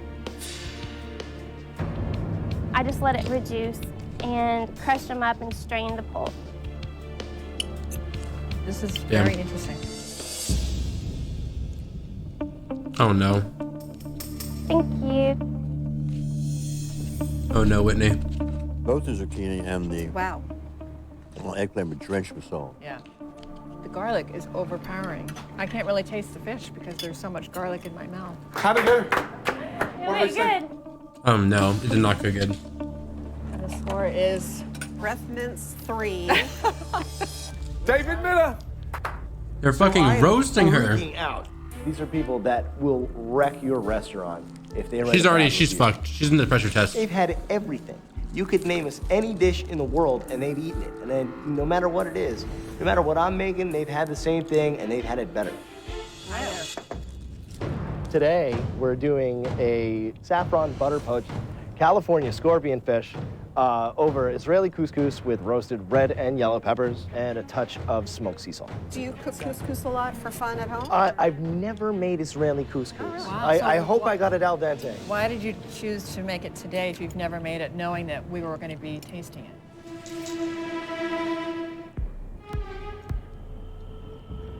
That's a very good question. I decided to be adventurous. There's something alluring about Israeli couscous, more so than just standard Moroccan couscous, which I think is kind of boring.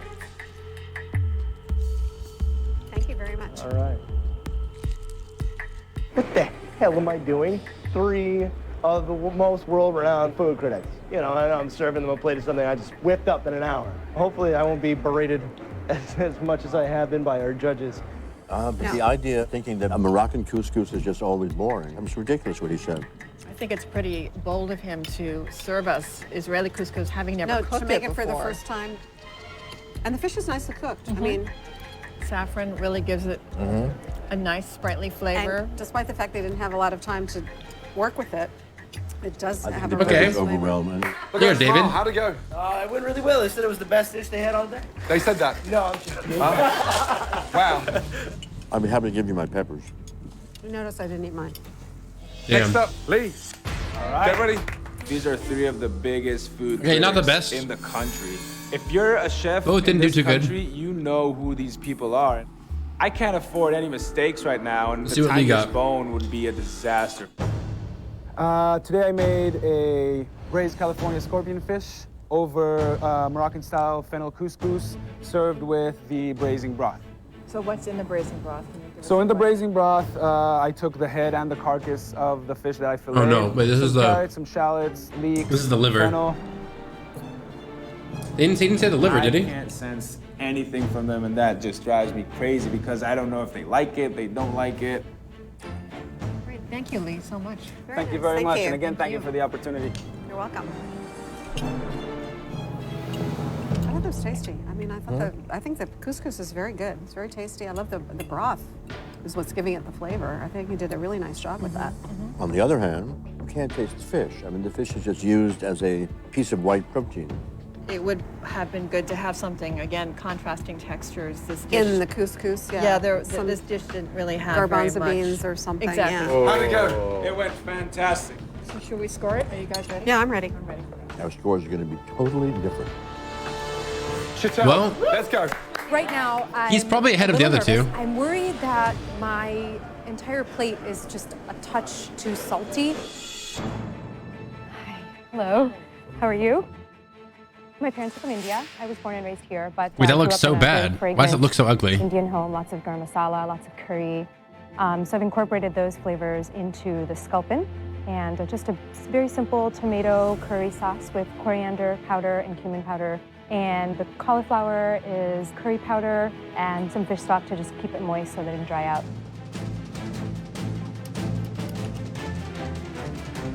Well, thank you so much. Thank you very, very much. Thank you. One thing that's good is the curry powder is not overwhelming. Sometimes it can be overwhelming, and this was not overwhelming. Well, unfortunately, I have some bones in mine. Oh no, holy shit. All right. How we do? Oh no, she's fucked. Fine. You can't serve bones. Yes. What do they say? They didn't say anything. They just tried it. Nothing at all. They ate everything though. Any Well, questions? I put it on their plate. I do feel like the texture is, there's a lot of softness here. There's not contrasting flavors. There's not contrasting textures. Well done. Thank you. Right, next up, Sharon. Cut the waffle, straight to the point. Tell them how excited you are, what you've done, what the journey's been like, and more importantly, sell that dish. Good luck. I feel like I'm such a better chef than the rest of them. I really, truly feel Oh wait. that. If I can thought Sharon impress already these went. I'm an judges, idiot. I may be able to really jumpstart. This is the liver one. Right then and there. Tell us about your dish. Well, I live in LA. I was born and raised here. I'm a local. I love these waters, even though it's cold around this time of season. It was so beautiful this morning. Really a great day. I'm a big guy. I like to eat a lot. I'm very improv. I'm like this weird competitive guy. My grandmother has been a huge inspiration for me. I wasn't very This dude's close telling with a my fucking mom. I story, grew up with bro. my dad, and I moved out when I was a freshman in college. I left finance to try doing Who's an this idiot? in my life. They don't About a year care. ago, I was in banking. On January 2nd, my kid was born. Grab this, grab that, saute this, saute Bro. that. And lo and behold, here I am. It's like fate. I saw the liver, and the liver looked absolutely beautiful. So I decided to give you two tastes of it. One, the actual flesh, and the other, the liver of the scorpion fish. And that's just done with a grapefruit vinaigrette and some blanched asparagus, some yellow tomatoes. Like and some fresh it gravy. sounds it could be good. It could be The fish good, liver is a very unusual twist. Have you had monkfish liver? but it might be bad. No, I think haven't. so. No. That's the foie gras of the sea. Well, thank you so much. Thank you so much. Oh. You know, it's funny. With everything that's going on in this dish, it's surprisingly bland. Don't make your judgment about On this one. the fish liver Yeah. by this liver, which is not a good liver. Well done, guys. We're now going to get those results. Ready? Let's go. All right. The top 3 scoring contestants will earn a place in the final. I don't even know who- Scoring I don't even know 2 who will passed, face bro. the dreaded pressure test. Everyone fucked up. I cannot afford to go into another pressure test right now. This is it. The judges are back with the verdict. Let's start off with the highest scoring dish. That individual goes straight in to the final 4. I don't even know, This bro. Dish I don't even know. scored I don't know anything. 11.5 Out of 12? 12. Holy That's shit. Near perfect. I didn't even know anyone by the reactions. I thought no one got that high. Congratulations goes to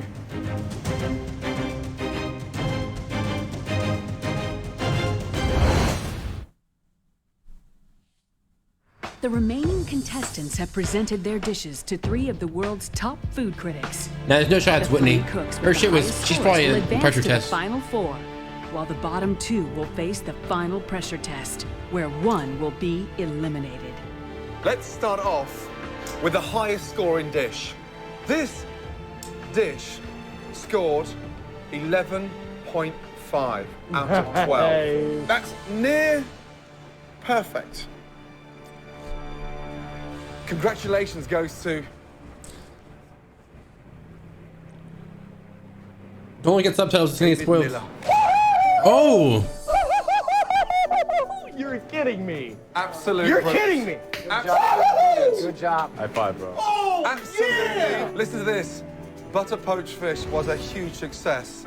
Phenomenally It did balanced, sound good. seasoned When I beautifully, heard him say that- incredible. Couldn't stop eating it. We sent you into the lion's den, and you came out shining.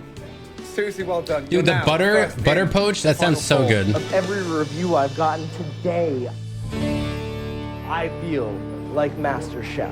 I'm an amateur chef. I'm a software engineer, and I get Good shit, a David. near perfect score. I get a near perfect score. Are you kidding me? Okay, from the very top, we're now going down to the very bottom. Badly put together, under-seasoned, shockingly disgusting, undercooked taste, and left nothing to desire. Oh no. That's When I hear so the bad. critics describing a dish as shockingly disgusting. That's insane. I'm just praying they're not talking about my dish. Oh With my 4 god. out of 12, That's and the so lowest bad. scoring dish. It's not good news. 4. Sharon. Oh my fucking god. And that means you're up for Yes, let's go. Let's go. We fucking hate this guy. Simpler, made it just beautiful on its own. I've been cooking for 25 years. I wouldn't have taken that risk today if this was my kitchen, my restaurant, and I had those tough cookies sat there. I wouldn't do it. I wanted to grow. I wanted to challenge myself. And although maybe at times it helps to play safe, but I'm not here to do dishes that I've done 10 times before. I'm here to be a master chef. The next person advancing straight into the final four, joining David Miller with a score 8 out of 12. Damn, 8 out of 12. There's a big gap between them. Lee, good job. Fish cooked perfectly. Seasoning was absolutely amazing. It's fantastic that Sharon is going into a pressure test. We're not going for a popularity contest, and I'm not here to make friends. I'm here to eliminate the competition. Yes, sir. 2 left. It's crazy how like he got an 8 and then David got 11 and a half. To face the pressure that's test. a 3.5 point difference. With a score of 5 out of 12. That person is... Oh God, Whitney. It's Whitney. It's gotta be Whitney. Whitney. Yeah. 5 out of 12. Shit, that's really bad also. Chatelle, congratulations. You are through to the final four. What'd she get, like a 6? Whitney, too salty. Way too much garlic. Slightly shocked on using canned tomatoes on such an exquisite dish. Why tell the harshest critics anywhere in the world today that you're serving them canned tomatoes? Well, if you just turn around and look on that tray there, you have the most amazing fresh tomatoes on the vine. The results are not what I expected Damn. at all. I'm really upset. Why did she use canned tomatoes on this? Anyway, no, I'm just gonna fight back because tomorrow I'm not going home. Sag. 3 of you are going to be sleeping well tonight. 2 of you are not getting any sleep. I'll see you tomorrow for the pressure test, where 1 of you... They didn't say what Chatelle got. What if she got like a 5.5? Whitney has been this quiet underdog, 22 Dude, why does my years old. fucking I think I've got a lot more experience. knuckle hurt? But then again, she continues to do very well because she just does what she knows. And that's what I'm going to do. And if I do what I know, I can win this. Let's see what this pressure test is. Sharon and Whitney, 1 of you will advance to the final 4. Unfortunately, 1 of you will be leaving MasterChef tonight. That means this pressure test is going to be your toughest test ever. I really want to see Whitney kick Sharon's ass. Like, I would love for a tiny little 22-year-old girl from Mississippi to just come in and lay his ass flat. We're going to reveal the ingredients on the count of 3. 1, 2, 3. Boom. 1 of you will advance to the final 4. 1 of you will be leaving MasterChef tonight. We're going to reveal the ingredients on the count of 3. 1. I'm praying to God it's not dessert. 2. If it's anything with fish, then, you know, it's not looking too good, but I'll still try really hard. 3. Ooh. That looks like dessert to me. Right, in front of you are some of the most amazing ingredients. Beautiful chocolate, oranges, eggs, sugar, butter, milk, cream. I'm not feeling great because this is not my strongest point. And I look to my left, and the last person I want to see to my left is Whitney. But lo and behold, there she is.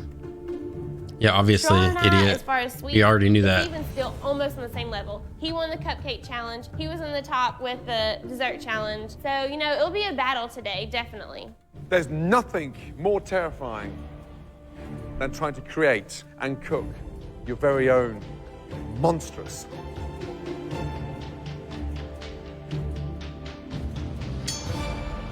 souffle. Souffle! Ooh. This dish puts the fear of God into chefs around the world. Guys, this freaks me out. Soufflés are one of the most technically difficult dishes that you can make. And when it's great, it can be one of the most epic desserts that you could have in the world. And when it doesn't work, it's a complete disaster. And the secret of a good soufflé is to get straight from the oven to the table in a maximum of 90 seconds. It is very difficult to make a souffle. One reason is because they can sink so easily.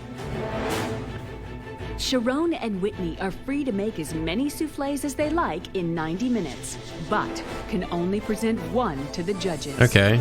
Good luck to you both, because you're gonna need it. 90 minutes, starting from now. Off you go. Good luck.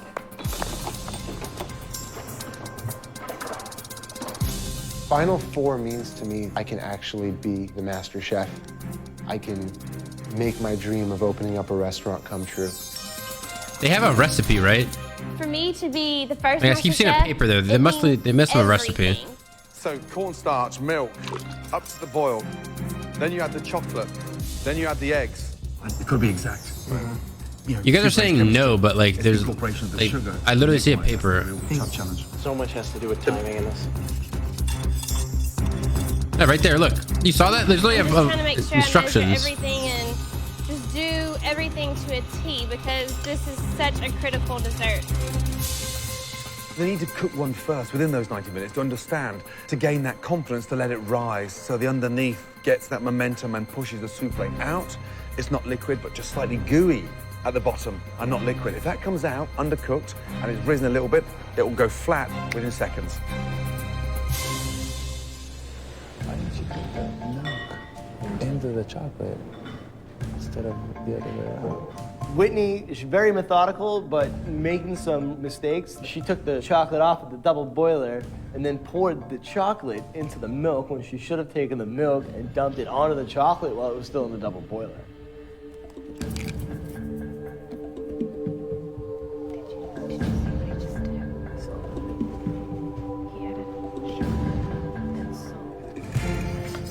I won't lie, I think Sharon is a better cook than Whitney. It really falls down to if Sharon is gonna try and overcomplicate things, because I know that Whitney's gonna go right by the book, exactly how it should be made. It really is anybody's game at this point. Guys, there's 30 minutes gone. You've got 1 hour left. I urge you to get one souffle in the oven so you get some idea of the correct balance of the sugar, the egg white.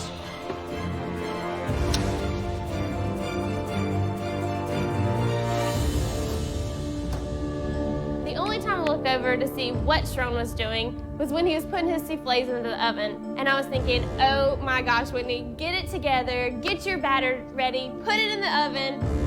Whitney, can I advise you to please get something in the oven? Sharon, are you just praying in front of the oven? You watching the oven channel? Just watch the oven channel. Okay, you have time to get another one made.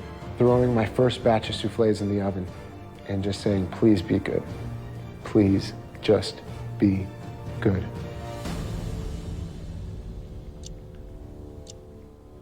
He's an idiot. Why doesn't he just make more? Just in case it's not good. Waiting is not fun. It's torture. That's why I hate baking. Just under half an hour to go, guys, yeah?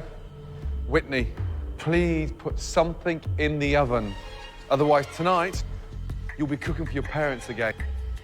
I don't know where the time went. I mean, it was insane. I guess I was just really trying to be so precise with my measurements. Every detail of the chocolate souffle, I wanted to do perfect. Oh my God, With 20 minutes left, Sharon enjoys a huge advantage as he samples his first souffle, That looks pretty good. while Like, Whitney is just getting her first batch into the oven. It tastes really good. Whitney, how many soufflés you got in the oven? I have 2. 2. Okay, guys, 15 minutes to go. They take minimum 14 minutes to cook. I got 15 minutes to go. I put my second batch in. I'm hoping that this batch will rock and the judges love it. how long does You it open that cook? oven door, Yeah, and it's destroyed. take your Or apron bake? off. Yeah, go back to mum and dad. Keep that door closed. I have no time to put any more into the oven. I really only had one shot. I put all my eggs in a basket, and this one souffle was determining whether I was staying or being eliminated from the MasterChef kitchen.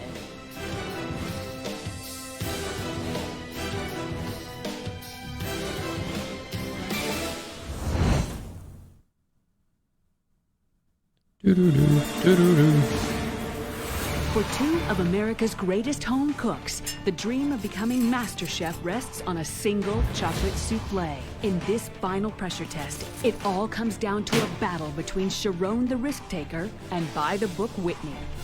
Today, one of them will be going home. 11 minutes left. So Whitney, how long do you take them out of the oven? They've been in for 13 minutes. So there's no alternative. What you've got in there, you're serving. 22-year-old Whitney loves to bake, but in the hopes of creating the perfect batter, she never completed a trial batch. Will her quest for perfection pay off, or will it cost her the Master Chef crown? She's opening it. Uh-oh. That looks pretty good. Oh, wow. I was like trembling as I'm taking the tray of souffle out. It was perfectly risen, but if I didn't hurry up and present it to the judges, it could easily collapse. As I told you before, 90 seconds before that starts deflating. Come on.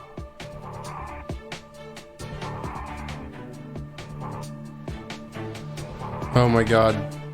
Oh my God, what are you doing? Come on. If it deflates before we get here, there's no souffle. My souffles are in the oven. Whitney's comes out and it looks beautiful. Now I'm hoping she dropped the souffle, but there's nothing I could do but wait. Oh my God, why are you doing it like that? Of course it's hot. Where's your glove? It's collapsing, Whitney. Whitney, it's collapsing.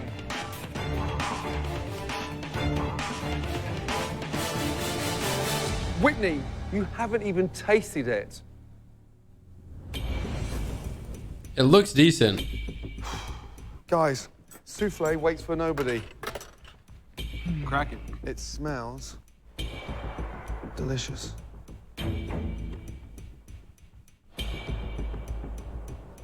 It's gonna be hot as shit, dude. I was so nervous, and all I wanted to do is just for them to tell me something like, it was good, it was bad, but I couldn't read their faces at all when they were trying my souffle. They ate all that shit, bro. That's gotta be delicious. They literally ate every last piece of that. I was hoping that one steak she made would play to my advantage. I tasted one, and I made some adjustments. She didn't taste it, and she served it. Sharon's souffle has been in the oven for 11 minutes. With only 3 minutes left, his souffle must quickly rise to the occasion, or this will be Sharon's fall from the MasterChef kitchen. Sharon, you have 90 seconds to go. And if nothing hits this table, you are automatically disqualified from this competition. Crazy. 60 seconds to go.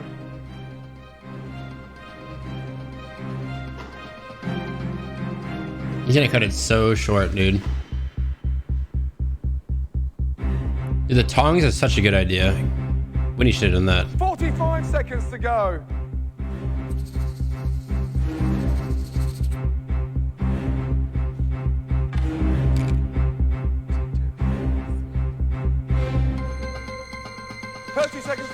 He added more salt? 20 seconds Are you supposed to do that? With 18 seconds left, is this it? This is it. What was that last bit you put on top after the icing sugar? A little bit of sea salt.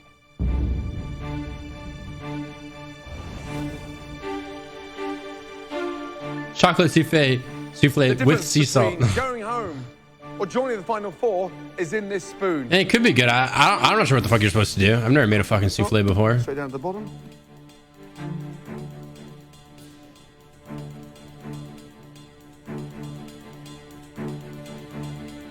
It looks good. I see the judges eating Sharon's souffle, and they just kept eating it, and I'm like, were they eating mine like they're eating his? I mean, I was going insane because one of us is eliminated, and one of They're us eating that shit up are too, gonna bro. make it to the finals. They're probably like so You similar. left that literally to the last second. Well done. The Like, judges it's must probably so decide close. purely on their souffle who will take the last remaining place in the final 4 of MasterChef. It's not only about the title, it's not about the cookbook, it's about the honor of having 3 individuals who I respect so much. Oh my God, look at bro. me in the eye and say that I have it and that I'm it. Okay, Sharon, Whitney, well done. 2 delicious souffles, but there is only one winner. The individual joining the last 3 in the final 4, congratulations, goes to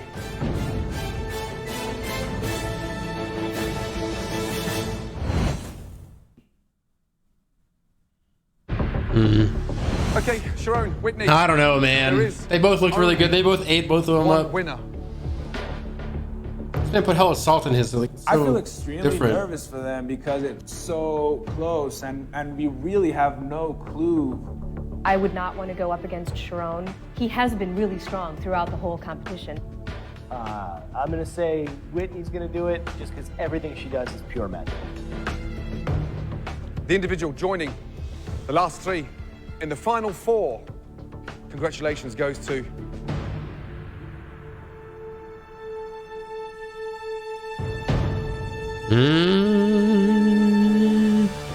Whitney. Well done. Holy shit. Holy shit. Congratulations. Oh Really my well God. done. I really didn't think she was gonna win. Let's fucking go. Your souffle was perfect. Absolutely perfect. Holy fucking shit. And she didn't even taste it. Sharon, yours was delicious. Sadly, slightly undercooked, slightly cold in the center, and something that needed 2 to 3 minutes more time to perfect. I was 3 minutes away from perfection, and now I'm out of this competition. Faced Yeah, a really you done big challenge today. I really had to take You down done the goofed. pastry princess. Let's go. No more fucking Just doesn't feel monologue good going home, simulation. because deep inside my heart, I really feel like I had it in me. Well, not yet, at I least. could have won this thing. Read it. This is the last episode with it. You're a great cook, a great risk taker. Putting that salt on that souffle gives me goosebumps because it took balls that clang, and it really kind of blew me away. You have got to keep your head up high. There's something exciting about the danger that you take with food. It's refreshing. You're quirky, you're confident, you're a great risk taker. He's not like the other chefs. And you're going to go far with food. He's more annoying. This has been absolutely a privilege and a dream come true to learn from you guys. Sharon, I know you used to stop by Moza when your wife was pregnant, but if you ever wanted to stop by there and have a job there, we'd be proud and happy to have you. Sharon, your time is done in MasterChef. Well done.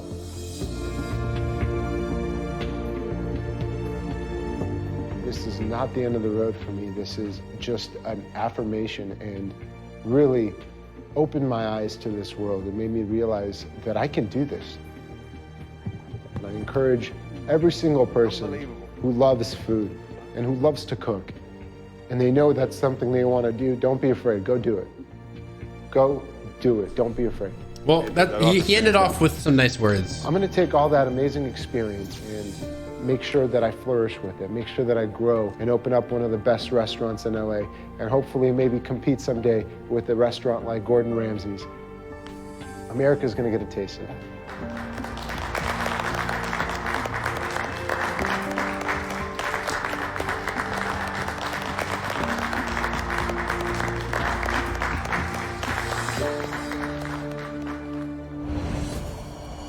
The final 4.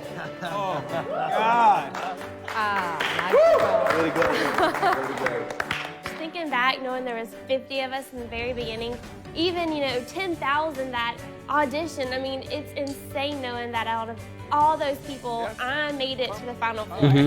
David Miller, who would have thought? I've been sitting in the middle of the road. Now I'm at the top of the game. Dude, he and was I the wanna show fucking people that I he was the belong fucking at crackhead top in the of first game. episode. That's Give crazy. yourself a round of applause. anybody's game right now. It's like bottom of the ninth inning, and it's exciting. Looking at the three others that are still here, I have as good of a chance of winning this as any of them, if not the best chance, and I am so excited right now. Fuck off, Lee. Now, you know It's David's you have time to to raise your shine. game because the stakes have just got higher. Well done. Get some sleep because you deserve it. Good night. Thank you. Good night, good night, good night. Next time on MasterChef. The first ever MasterChef final. It all comes down to America's 4 best amateur cooks. Whitney, the 22-year-old student. I can win this. Bartender Lee. Second place is not an option. Software engineer David. To be Yes, number sir. one. That's what I'm here for. Honestly, I'm rooting for David right now. I am definitely here to win. They'll face off in their toughest battle yet and cook the most important I like how Cheetal's dishes of entrance was their like, lives. Cheetal, a teacher. That is a very big mistake.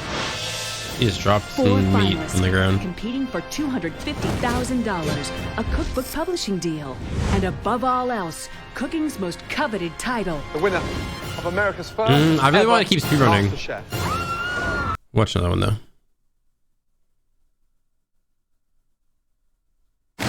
Tonight, the moment has arrived. 4 contestants. The remaining 4 contestants are about to go head-to-head to win a spot in the ultimate showdown, the MasterChef Final.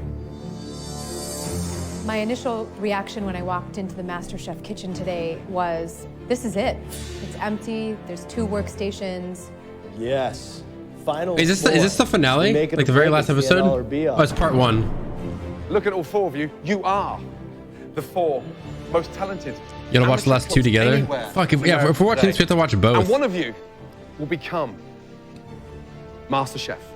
That comes with How long is this $250,000, episode? your very own cookbook. All right, fine. How about This we could just be the watch? We'll just start watch. We'll of finish it. We'll building finish it right your now. very own empire. We'll finish it To right win a now. spot in the final, there will be 2 head-to-head cook-offs. The contestants have to make 3 dishes in 2 hours. First, Gordon needs to draw names to decide who's cooking against whom.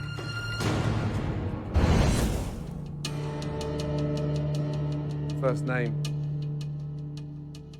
David Miller. You're going up against Cheetal. Cheetal. Why do you say? Bring it. Why do you say it like that? Sheila going against Dave, I'm going against Whitney, and I don't think she's intimidated. Maybe she is, but she's doing a hell of a job of not showing I'm it gonna to anybody. turn off my air I'll be conditioner. extremely Be right back. honest, I'm afraid of her. How does that feel? I got what I wanted, so I fished my wish. You fished? Wow, he got what he wanted. Fished That's my kinda wish. fucked up. He is a cocky son of a bitch. Don't discount my presence here. I'm still here for a reason.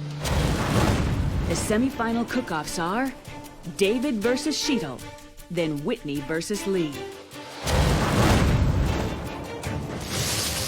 Boston software engineer David's exuberant character Wham!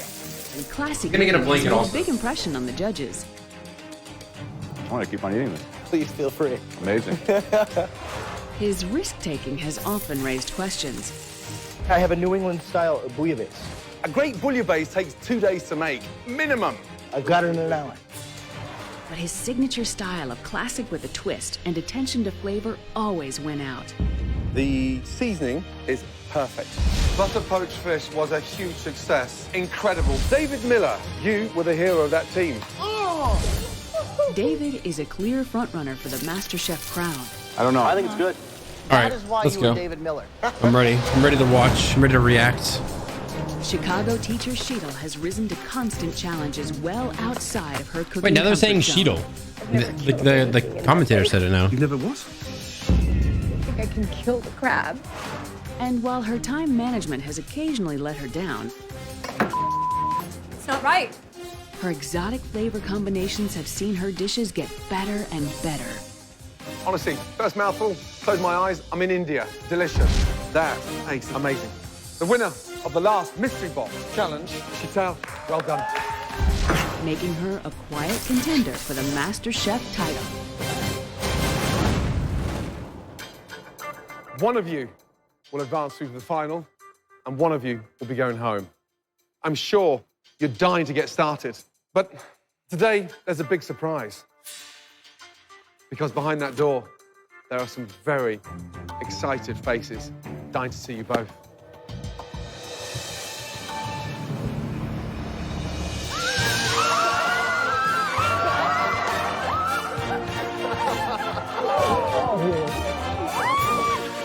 That's wholesome. I'm so excited to share this kind of experience with my family. First person I see is my fiance, who I haven't seen since all of this started. It was just a wonderful treat. For this challenge, our 3 judges will ask each home cook to make them a classic dish to order. Joe, what is the first real, stunning, delicious dish you want to see? Be nice. I'm gonna go back to my roots. It's a Northern Italian classic and something that can certainly distinguish a great chef from an amateur hack. That dish is veal Milanese.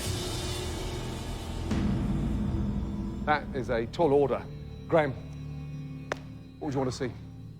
I think there's one true dish that absolutely represents Americana at its finest. I want to experience the Water Soul, what are you even talking about? slice Who is of like American a apple random pie. puns? Like, what are you talking about? Because apple Why keep saying the pie same shit? is so badass in its simplicity and deliciousness, right? I want to take a piece of apple pie and rub it on this stomach while I'm eating with the other hand. That's what I want to do, and I am not afraid to do it in front of all of you. The dude typed it like a million times in a row. Heartbeat of American classics. It's something that has incredible fond memories of my first ever trip to the States. I'm going to ask both of you to make clam chowder. Ooh, clam chowder. New England. Boston. Clam chowder is made all over America. It doesn't have to just come out of Boston. And whether it's a twist of your interpretation or homage to your ethnic background, it doesn't matter. You can make a stunning clam chowder your way. Okay, true. Crab, double crab, and oh, apple pie. I got the apple pie. You're cooking for a spot in the final. Okay, clearly the chef with the most votes will go through to the MasterChef final. You got 3 dishes. First person to 2, that's it. You're in the finals. Your time starts from now. Off you go.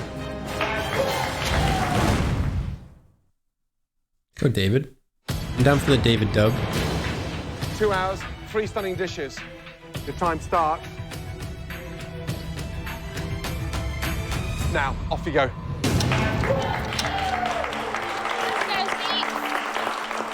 I heard clam chowder, I heard veal Milanese, and I panicked for about a split second, and then I realized I know how to do this. I can completely do this. This is not going to be a problem. There's no middle of the road. There's no bottom 3. There's no top 3. You win or you lose. Sheets, I'm sending you home to Chicago. So pack your bags. This is it. It's game time. Yeah, David is getting a little bit One of cocky. you's going home. One of you's going into the first ever MasterChef final. Is Dave here? Hi, Dave. I'm not talking about you. I'm talking about I David never made an and apple this pie. guy. This guy's name is David. And having to do so in front of my mother, who can cook 14 in 5 hours, blindfolded with one hand tied behind her back, I'm a little nervous about it. It's just not what I do. Damn, she can't even like look at it. What are you going to put in there? What are you flavoring the apples with? Oh, I'm using star anise. Star anise, nice. A little lemon juice, brown sugar. That's it. You know, the apples for apple pie is a simple dish. It has to speak for itself. And also with the pastry, is it a buttery pastry you made? Or very rich? It's buttery, but it's not too buttery, because if it's too buttery, it's very difficult to work with. But it's buttery. It's definitely not a low-fat dessert. If I have a thing that's a dessert, it's apple pie. So I was very I love apple pie. Apple pie is 90 minutes fucking left. delicious. Good job, good job. All right, people, let's go. Next one. The fact that Cheadle's got the bottom already lined, she's working on the top right now. Perfect. Here we go. The apples are cooked, they're all in the shell, and they're gonna be going in the oven, and that you're still having trouble making the first layer it scares me. You guys know I don't bake. I know, but that's you got to figure this out. Yep. You're in a tailspin now. Oh God. Chantal and David, those pies should be in the oven by now. All right, get that thing in. Let's All right.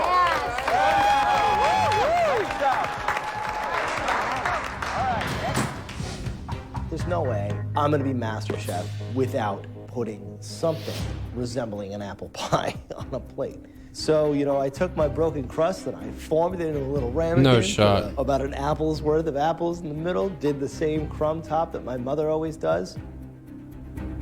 Looks great from here. And my little tiny little apple pie is pretty much done. Good job. That is embarrassing. Right, 1 hour gone, 1 hour left. 3 stunning dishes. One of you will be leaving MasterChef.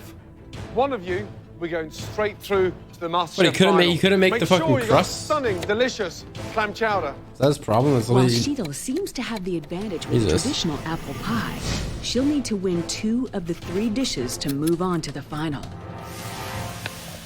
On the 3 dishes that you've got to do, what's the weakest element? What one are you most worried about? I think the clam chowder. Clam chowder. Yeah, the one that you have to taste.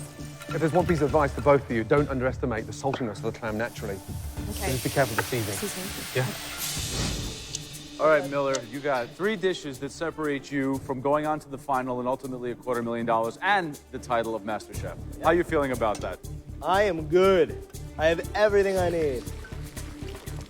What's the story with the chowder now? The chowder, I'm just cooking the potatoes down. Okay. I've got clam. That's the liquid from the clams? Yeah. Let me give that a whirl. That's How's really that nice. looking? Oh, if there's anything I know how to do right, it's clam chowder. Okay, I hope so. There's no way I'm gonna lose. New England clam chowder. Okay, so clams, what's the strategy on those? You're gonna steam them? Yes, in wine and water. Actually, what do you think of this idea? I was going to, for the stock, use shrimp shells for some flavor. Fabulous. Yeah? Smart. Okay. From Joe, you know, you learn these little tricks of the trade, like to put fish bones or shrimp shells in to season that stock, to flavor that stock. And when I told him that that was my plan, I could see that he was like, good girl. Whoa there. Chantal, David, taste, yes?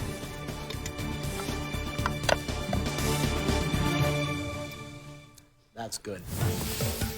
There's only 20 minutes to go, yes? All right, come on. Keep it going, guys, yes? Make sure your pan's on. Get that pan nice and hot to get a good sear on the veal. Good. Come on, Tito. Come on. Don't stand there boiling veal. A completely different taste on a veal Milanese. I decided to go with the absolute traditional way of cooking this veal, which is you pound the veal, you bread it, you pan fry it. That is veal Milanese. At this stage in the game, you really want to show the judges all of the skills, techniques, and real knowledge of master cookery. Attempting to wow the judges, David breaks tradition and takes a huge risk by cooking his veal in the oven. Oh my God, what in the world? Wow, that is pretty ballsy. I'm that badass. Either that or out of your mind. You scored appropriately. That's all I ask. It's completely untraditional, and you could do it. You'd have to be a very skilled cook to be able to cook it through browning the outside. You know, you lose the whole essence of it, but it's a big, bold move. Bold. You're the man! How do you know you've got that crisp when you cook I don't know it? if I like David that much And more anymore. importantly, it's not pounded. It looks like a veal chop. He's getting a little too cocky for my liking. For one of you, this is your last 3 minutes now. He wasn't always like MasterChef's this, I feel kitchen. like. Come on, make it count. God. Chantal, these last minutes, normally the most disastrous for you. Yes. Stay calm, composed, and more importantly, use those minutes wisely. Come on, Chico, come on. In this semi-final, timing is everything. All 3 dishes must be completed and served together.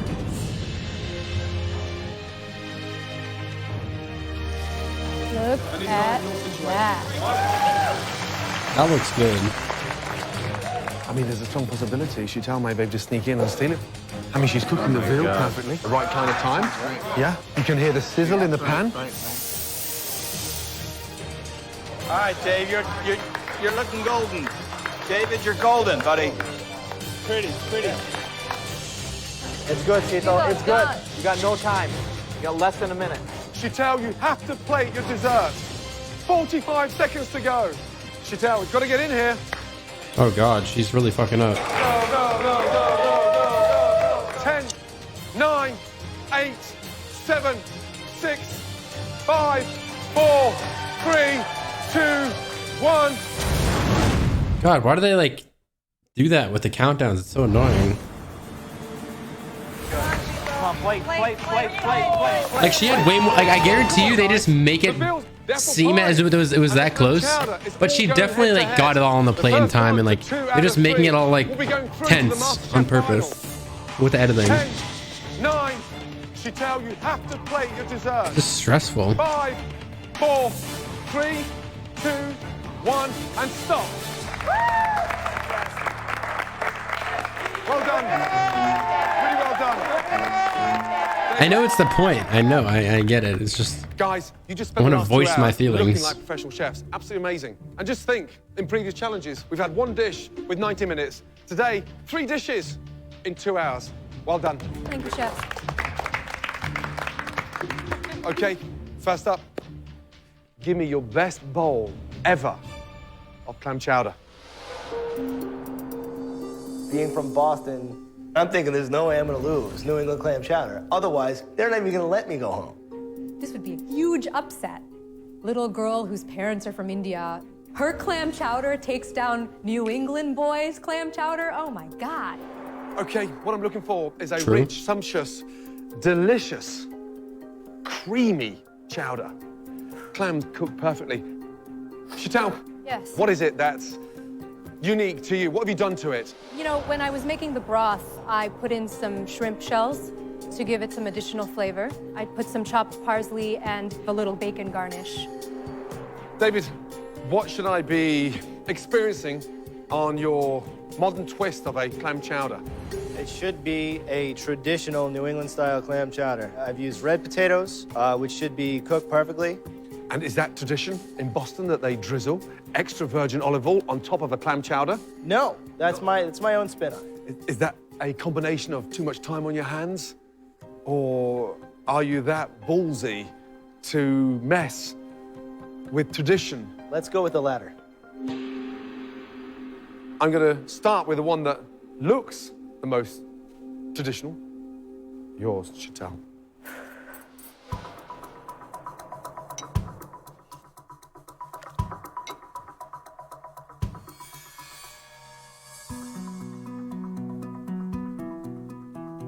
I've never had clam chowder before. For me, the seasoning is exact. It's precise. You got that right amount of heat just at the back. That's good. Really good indeed. David, what should I be tasting in yours that I didn't taste in Chital's? The heat from mine will come from red pepper flakes. It will be creamier, yet it'll still be light. The red potatoes, as a contrast to the russets, I think are a little earthier, and that's why I use the olive oil. Okay. The texture of yours is a lot thinner.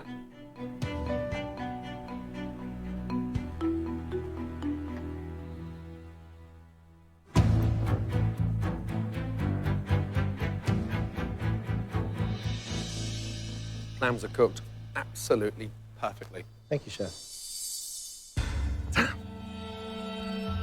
This is a very difficult choice.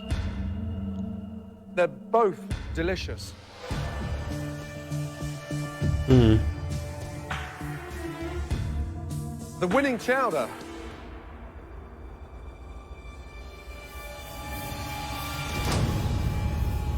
David Miller, well done. Damn. Absolutely delicious. Here's why. There's more of a clam texture and flavor running through, but you've managed to not make it too thick, so it's so enjoyable. And it's not 3 mouthfuls you want, it's 3 bowlfuls you want. It tastes absolutely phenomenal. Well done. Thank you, Chef. Well done to you both. You really popped 1 off. point, Dave. 0 points for Sheetal. Chital, If he wins the next one, you're leaving MasterChef. How do you say the name properly? Why do people keep on saying How we doing, guys? Cheetal and Sheetal? Alright. Which one is the right We one? are heading to Grandma's house. Has she ever said it? Apple pie time. Round 2, the apple pie. She does the traditional dish, or my take on it, which is not traditional. I don't have this apple pie. I'm going home, and apple pie is my thing. What apples did you use in your pie? All Granny Smith. See how it's just flaking apart on its own without, I mean, you look at it wrong and it breaks. You know? It's That's like it good. feels me coming. It's a good thing, It's so right? completely unadorned. It's kind of beautiful in its simplicity. I fucking love apple pie.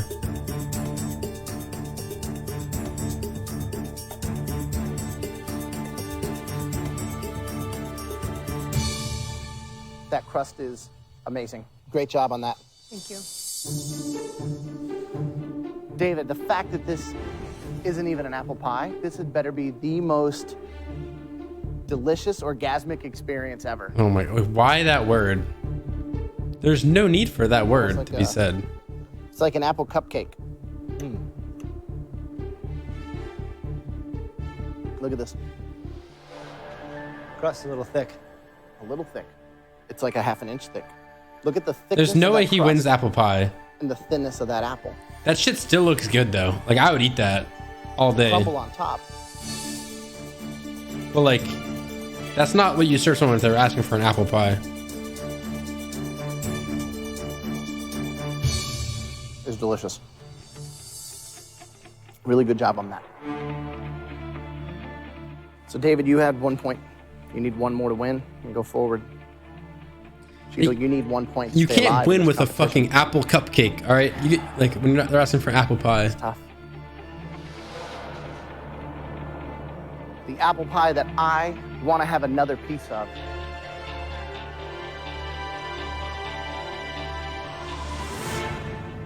The Cheetos. Well done. You should be super proud with that. That's a delicious, all-around great American apple pie.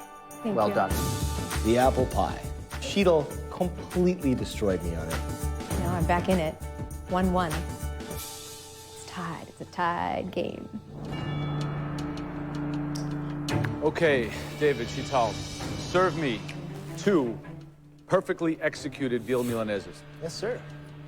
It's a traditional, authentic dish. You pound the veal, you bread it, you pan fry it. That is veal Milanese. You think of Italian, and you Dude, think why of is- Joe, and you know why he's is very David's like deeply a rooted in lump? traditions.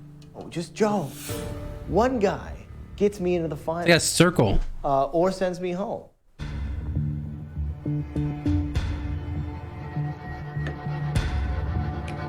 Cheetal, what went through your mind when we asked you to cook this Italian classic? The first thing I needed to do is to make sure that the veal was pounded. Hers looks so good. that it cooked evenly. I think that's tricky when it's on the bone. David, a veal milanese is traditionally pan-fried. How did you cook this? It's pan fried and then finished in the oven. Cheetal, a traditional milanese would be the inside to a perfectly medium rare.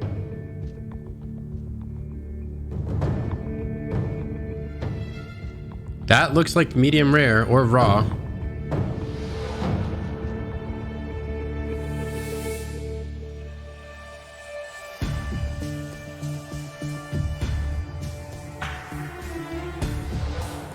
Cheetal, yours is cooked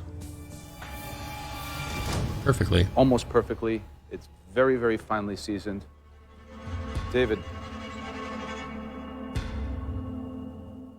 you know this is a very unorthodox approach. A Milanese spessa, as they would say, thick, is not a traditional Milanese. Was that an intentional strategic move on your part or by accident? It was intentional. That is very thick. Is that raw? Is that fucking raw? No.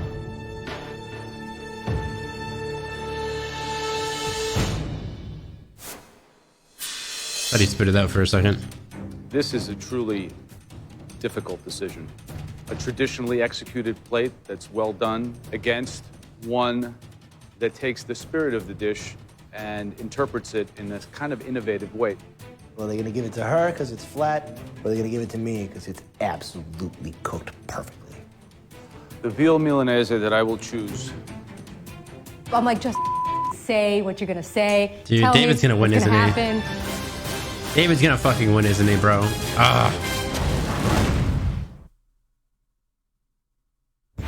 With $250,000 on the line, the cookbook, the title of Master Chef, this is a decision that really weighs on me. The veal Milanese that I will choose, that will take either of you into the final round, is the one that shows tradition combined with technique and innovation. Oh, it's David. Bravo, David Miller. Congratulations. The way he looked up, bro. There has to be something wrong with you, bro. Why do you look up like that? Congratulations. Look at the way he looked up. He's like nodded and shit. Like, bro, I hate that. Thank you. Why is the screen like yellow around it? David, congratulations. Thank you, Chef. Chital, you've been amazing. That's just for me. That's just for me. From the first instant when you walked through those doors, you had my vote. That level of love, passion that you have with food doesn't end here. You must continue that journey. My experience here at MasterChef has been life-changing for me as a cook. These are the flavors, these are the spices of my childhood. I felt like I was in India tasting that. I have grown leaps and bounds. Chital, come here, 2 seconds. What's the matter? I've never killed anything in my life. You can do this. Congratulations. I'm sure that crab is very, very happy to give his life for this dish. There are not enough words to convey how proud I am to have been part of such an amazing creative process. I've definitely grown as a cook, so I'm taking that with me, definitely. Chital, you've been amazing. Thank you. Don't take your apron off. You deserve to keep it. Thank you. Well done. Thank you.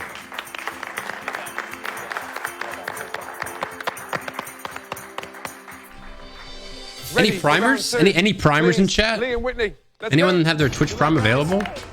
I have 2 hours to cook the best Evie, thanks for the Prime. dishes of my Let's life go. so that I can position myself into the finals against Dave. Whitney is gonna go down first. Dave is gonna go down second, as far as I'm concerned. I'm sure.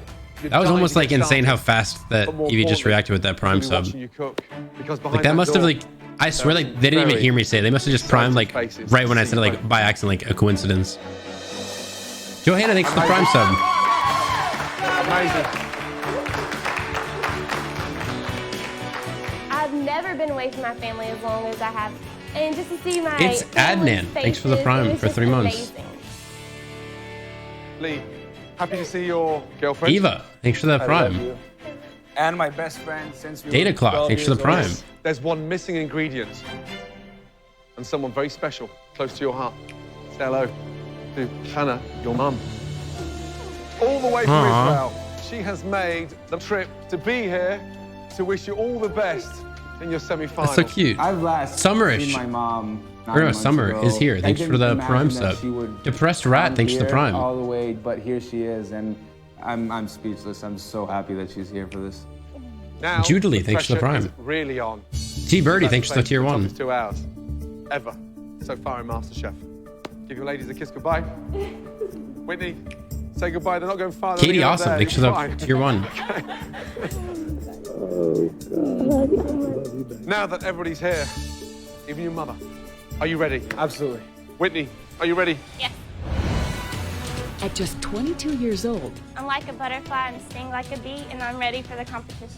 Oh my god, she really just said that. That's so cringe. Semi-finalist. I'm looking to win. Jessica, While some of her savory thanks dishes for the have been Prime sub. inconsistent, Vera, thanks for the tier 1. We're on a hype train right now, holy her shit. desserts have earned her the nickname the Pastry Princess. Your souffle was Marco, Perfect. absolutely thanks for the perfect. Prime. And the winning dish, Whitney. Well done. And made this young cooking prodigy a serious candidate for the title of America's first Master Chef. I mean, it's cooked by an angel. California bartender Lee has only been cooking seriously for a year. The first American master chef, that's what I'm here to do. His bold flavor combinations, elegant technique, and sophisticated plating style. That's gorgeous. You've set the Juniper, pace thanks for the in 8 months MasterChef. of Prime. Have wowed the Thank judges you. enough to win him several challenges. Lee, back to back. It's never happened before. But could his overambition It's not popping for me. And I just expect not that popping. you can come up with something exciting. cost him the MasterChef crown? Second place is not an option at all. Joe, what are you going to challenge them? G-Brat, thanks for the Prime. Today, you're gonna make a chicken parmesan. Okay. A unique dish. And don't underestimate the simplicity of a great chicken parmesan. Graham, what would you prefer? The dish that I want you to cook for me is a perfect eggs Benedict. It's a very difficult dish to do. Techniques of an egg Benedict is very, very sophisticated.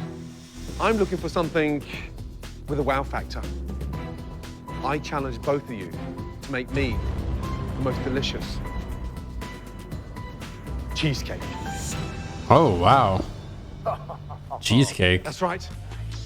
I'm terrified of the cheesecake right now. Ready? Whitney, is it something you could do with your eyes closed, or is it something... I actually rarely make cheesecake. Wow. Are you ready? Yes.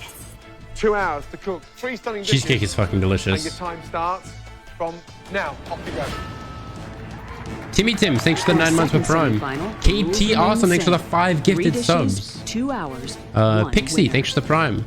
This is probably the highest level Cujo of Mori, thanks for the Prime. 10 I've e-cards, thanks for the tier 2 for 11 months. Started. Tier 2, let's fucking go. Cookie Dough, thanks for the 2 months with Prime. Addie, Alyssa, thanks for the Prime for 8 months. Priscilla, thanks for the 2 months with Prime. Dreams, third nipple, thanks for the $4. At all times. Strawberry Sam, thanks for the 5 gifted subs. Gray with the 20 and gifted. That's what something I think that the judges are really going to look at is his creativity versus my creativity.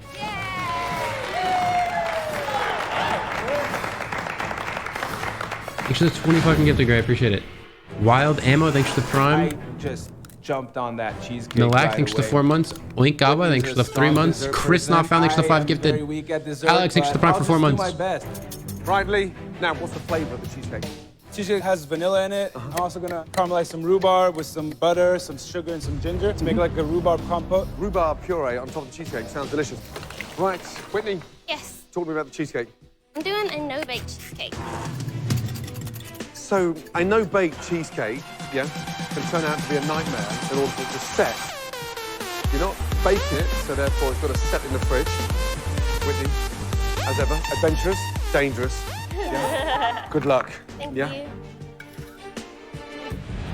Whitney and Lee. I need to like ice my hand. My knuckle hurts. One of you will be going through to the final to face David Miller. One of you will be leaving MasterChef. Keep it going, guys. It smells amazing. Let's do it, guys. Come on. Pump it up. I knew that the 2 savory dishes that we're gonna have to make, I have to Ice your nail knuckle. Yeah, absolutely dude. It perfectly. hurts.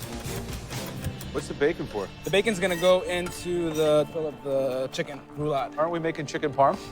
We're making chicken parm. There's gonna be plenty of cheese in there. Sounds confusing. Taking a simple Lonnie, thanks dish for the and you're tier mucking 1. it up. Super Why don't you Bootbot, make thanks what for the I tier asked 1. You know, I'm just trying to infuse some more flavor in there. I think you're TVMe, trying to thanks win for is the what you're 5 trying to months. do. You're Violet, trying thanks to for make the something sub. better that's been around since the beginning of time. So that's a I didn't tall punch order. anyone. Tell me about the chicken. I'm putting a little twist on it. I thought you'd put a twist on it, yeah? Surprise, surprise. I'm filling it with a mixture of mozzarella cheese Filling. and Normally a chicken parmesan is flat. When you say filling, you're rolling it? I'm not rolling it. I'm just gonna make a little pocket and fill it. I'm gonna keep some of the tradition, but add my own spin. Boozled Bean, thanks for the 5. They're definitely out there taking risks with interpreting the recipe. So true, you couldn't even make a pie. You should have gone home. I agree. One was consistent, but they're both off the path. Costa, thanks for the 5 gifted.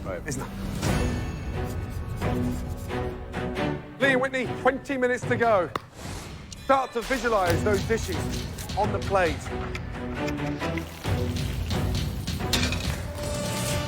Burned his hand. With 2 of the dishes well underway, both contestants have to tackle a perfectly timed Eggs Benedict. How are we doing on my Benedict? The Benedict is gonna go over, instead of an English muffin, which I find boring, it's gonna go over like a latke, a potato pancake. Okay. And then the egg and the hollandaise. I think it's gonna go well. Eggs Benedict, what's the twist on that? Because there's bound to be one now. Yes, I'm gonna do a grit cake. A grit cake, as opposed to the... As opposed to the muffin.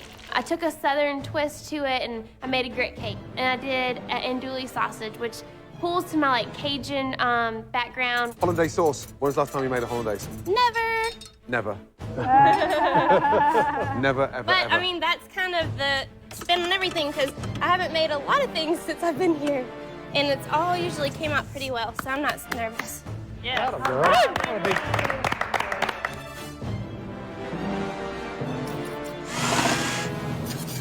Is this your first egg going in? Yes, it is. Whoa, look at that technique. Nice. She uses the swirl, the convection. That is impressive. I'm gonna do more than one just so I have a backup. Damn. 1 hour, 50 minutes gone. Last 10 minutes. The most important 10 minutes since you've been here in MasterChef. Make it count, Whitney, Lee. My mom, the fact that she's present, honestly, to me, means more than anything. And I'm ready to bring it. I am not giving up till I get this title under my belt. 3 minutes left. Come on. For Whitney, it's time to find out if her cheesecake had enough time to set in the fridge.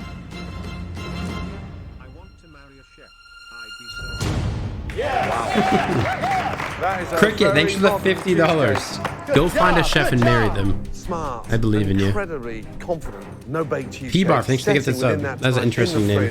Very courageous. Good. Lee, start to put things on a plate. Oh, that looks good. God for that.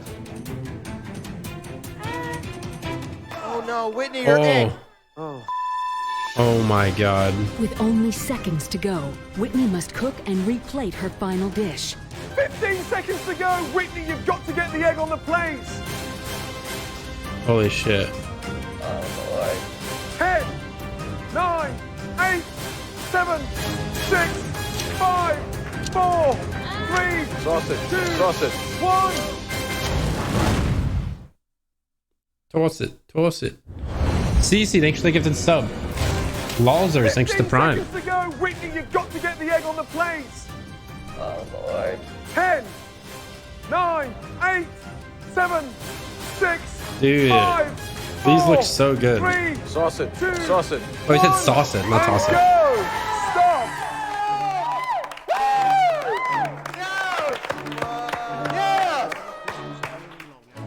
One of you will be joining David Miller in the final of MasterChef, the first ever final of MasterChef. Good luck to you both. All right, let's do it.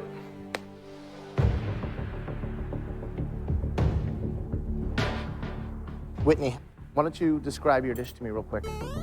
It's a southern take on eggs Benedict. Holy I made a shit. grit cake, pan fried it. Then I added a little 100. bit of Cajun andouille sausage. A lady after my heart with the whole southern flair kind of thing. Lee, why don't you walk me through yours? So there's a latke on the bottom as the starch component, the prosciutto on top, and the beautifully poached egg. Thank you with so much some, for the $100 donation. I coriander really seed appreciate that. and cayenne. I'm glad It's very unique. streams You went help. out on a limb. Let's You decided go. to change the actual vehicle for the Benedict, the English muffin. That looks so fucking It's a good. dangerous move because it needs to be really thin to fry and get crispy all the way around, like a nice little hash brown. Let's see if we get some ooze action. Some ooze action. Oh yeah, that's really good. That's a pretty sexy poached egg, I must say. Why do they, like, why those words? Like, they always make it so sexual.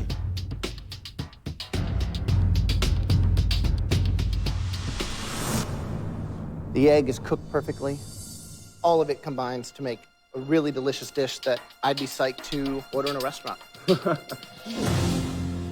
Whitney, you ready?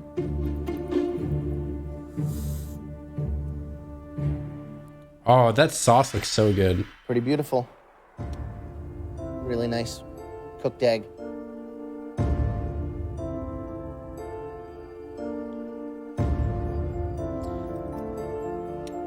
Grit cake.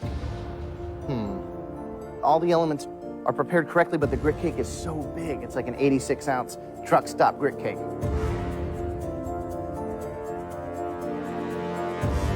think at the end of the day, I got to go with my heart. Lee's What looked looks better. best, what tastes best, and what has shown the most technique.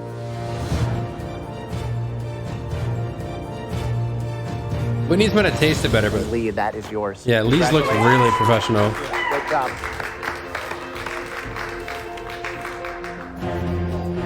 That's 1-0 to Lee. Whitney, if you lose this next plate, you're leaving MasterChef. Okay, Whitney, Lee, serve me chicken parmesan. Is Punz in the stream? I looked at What Lee's, is I so looked at like? mine, and Why I is there knew so many people that I had to get this don't point know that I'm to here? make I don't get it. And Like that's like the Joe, 5th he person. is a tough judge. No, I'm not fucking I here, wanted obviously. to have the gooiness of the mozzarella on the inside instead of on the outside, and did a little bit of a different take on the marinara. And Lee. I made a great tomato sauce, and over that, chicken that's actually rolled, stuffed with some mozzarella on the inside and the mushroom duxelle. All that was breaded, some Parmesan on top. Give them a try.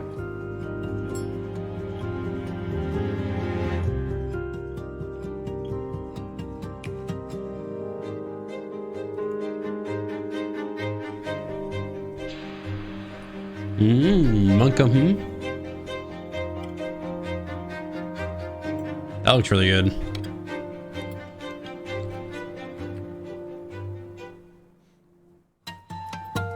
That looks so good. Lee, your dish is I think impressing me. At first, I was kind of jarred and quite surprised that you would take such a risk. But on further inspection and on eating it, it kind of works in a way on my palate that I like. Although, kind of a strange interpretation. Whitney, your dish, although in appearance seems to be kind of rogue, getting the melted cheese, breaded fried chicken, and the fluffy tomato sauce.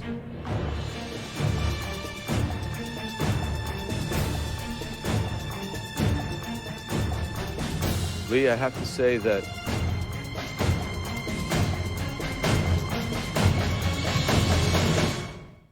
I got to give this one to Whitney. Oh my God. Excellent. When Joe announced that my dish won, I was like, yes, you know, I still have a chance. Now it's going on to the I know cheesecake. I'm gonna rock with dessert. Lee and Whitney, that's 1-1. Next, it's the battle of the cheesecakes. Lee, have you done enough to take down the pastry princess? I've done the most I've ever done. Yeah, they didn't make it yet, right? Yeah. Pastry and baking, and it's right in front of you, and I think it's delicious. Let's go, Lee and Whitney, please. Oh, they did make it. I'm not showing it this episode though. It was all down to a cheesecake. Whoever was going to win this is going to the finals. Next time on MasterChef. The person joining David Miller in the final of the first ever MasterChef. Well, it's a good thing we're not watching that. See you, Ross. Holly, thanks for the 2 months. Gray, thanks for the $100 again. I really appreciate it. Thank you so much. Buttercraft, thanks for the 5. I thought this was a really long ad, and I was like, "Where's Pun's stream?" I was right here. This is my stream. Cass, thanks for the gifted sub. Oh, you guys wanted to watch the next episode? Oh, that's awkward. You guys want to watch the next one? Right now? You guys want to watch the next one? Okay. Oh, okay. All right. I understand. Right now? Previous. Lee, that looks a classic baked cheesecake, New York style, topped with a rhubarb compote stroke puree. What else is inside the rhubarb? There's butter and sugar, obviously, and infused ginger. Whitney, explain the blackberries around the outside. What have you done with them? The blackberries have been cooked in a little sugar and just let them stew on the stovetop. The topping, I let sugar kind of almost come to a caramel, kind of like a brittle. Why did you choose not to bake a cheesecake and go with something that was just set in a fridge? I like the fluffiness that it kind of adds to this take on it versus the baked. What are you looking for inside that cheesecake? It's gonna be creamy, and then you have the texture. You have the texture on top, and then you have the berries that will give us all just like a contrast of flavors, but they'll all work really well together. That looks pretty good.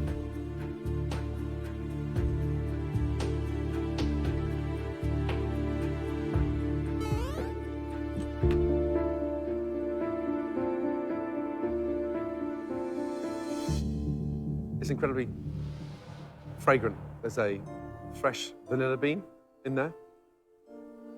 Right, Lee, what are you hoping for inside that cheesecake?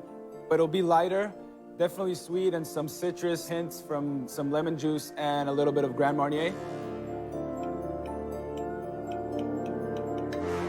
One bite of cheesecake is the difference separating you both right now.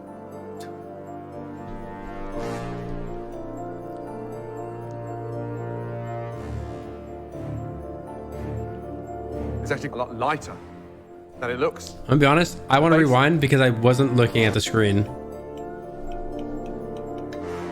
Ew. One bite of cheesecake is the difference. Wait, what is this shit on top of it? You both right now.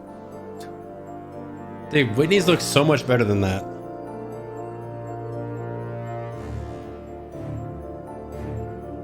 It's actually a lot lighter than it looks. The base. It might is done taste really perfectly. good. You pull that off, and it complements the tart sweetness of the cheesecake. Honestly, Lee and Whitney, this is the closest I've ever had to judge two dishes and to nominate one winning dish because they both taste superb.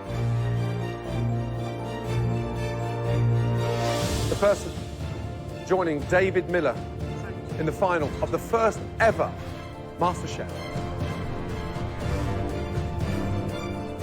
Congratulations to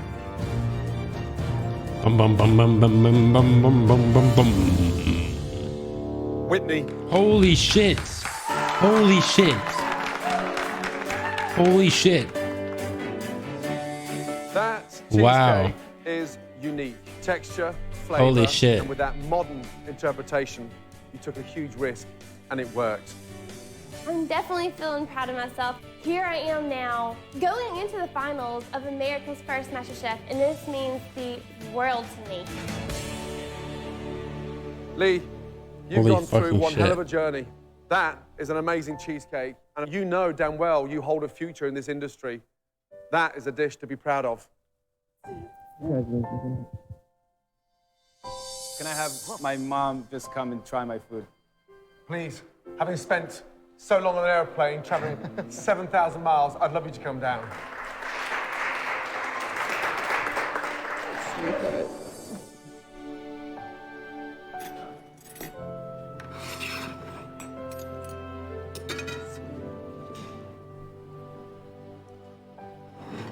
Hannah, what do you think? Amazing. I don't know where Can you join the judges maybe for the fourth vote? No problem, no problem. I came out a winner today because I had the opportunity to cook for my mom.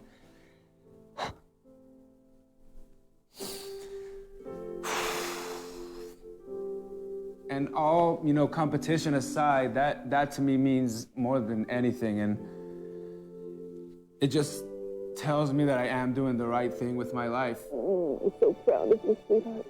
Lee, it's been an amazing journey. Yes, it has, Chef. I promise you, you hold the most amazing future. Grab it with both hands. Thank you so much. Let's go, ladies. This whole experience just strengthened my belief that I did find my calling in life. I think this dish delivers on multiple levels. You talk like a chef. You're very passionate. Congratulations. It showed me that I have the potential, that I have the talent to really grab it and make the most of it. And that's exactly what I'm going to be working on. You have gone from down here to jumping up to the top. You're a force to be reckoned with. This is the best and the most unique dish in the history of MasterChef. The education that I got from this whole experience is worth just as much as $250,000. Yeah, I'd say cap on that one, buddy. It's David No versus shot. Whitney in the grand finale. These next 2 hours are the most important of your lives. The Massachusetts gourmet I think I'm going to be America's first master chef. versus the down-home Mississippi girl. That title is mine. They're about to cook the 3 most important dishes of their lives, but only one will win $250,000, a cookbook publishing deal, and the title of America's first master chef. Amazing!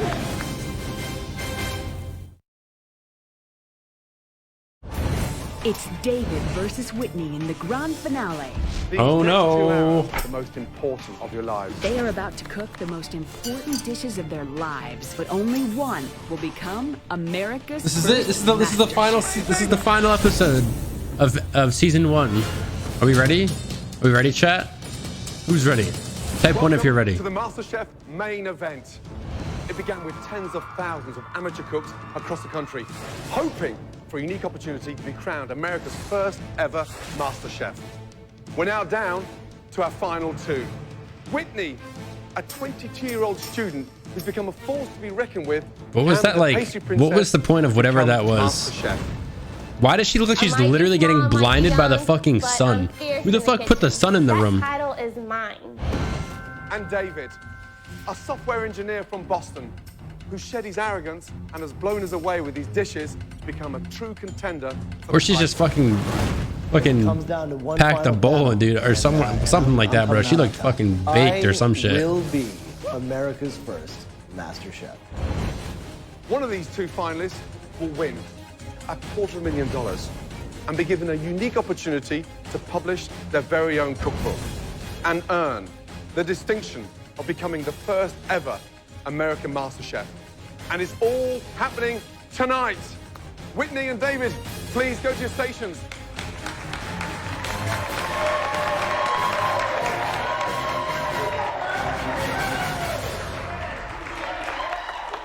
Okay, these next 2 hours are about to become the most important of your lives.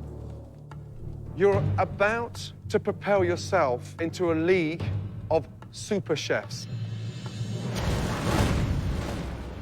In this, the grand finale, David and Whitney will make their best 3 dishes. A mouth-watering appetizer, perfect entree, and delicious dessert. After tasting, Gordon, Graham, and Joe will decide which amateur cook will be crowned America's first master chef. Whitney, give me an insight to your best ever appetizer, your most sought-after entree, and one of the most delicious desserts you've ever cooked. My appetizer would be a crispy corn cake topped with a black-eyed pea puree, a shrimp, and a turnip green pesto. The entree would be a country fried chicken, atop creamy collard greens. Okay. Wow. And then the dessert would be a twist on a classic bread pudding, and it's a white chocolate bread pudding, but it's pureed, and so it's a light, fluffy texture with a white chocolate sauce and raspberry coulis. Dave? For the appetizer, it would have to be a scallop ceviche, served with a cream of fresh pea and mint soup. For the entree, you know, I've got to go with a beef Wellington. Wow. That's one of my signature dishes. I'm well aware. A tall order, and it took me a good few years to perfect. If it's done right, it's fantastic.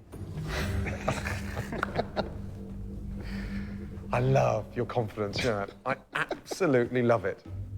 And for dessert? For dessert, I have to go with nectarine crepes. Wow. Again, another one of my favorite dishes. All 6 dishes sound amazing. You've already I agree. beaten a lot of deserving individuals along this journey. They would give absolutely anything today to be standing in your shoes right now. Chat, you guys are really into this right now. Take my word for it. I've never seen chat this into anything I've done.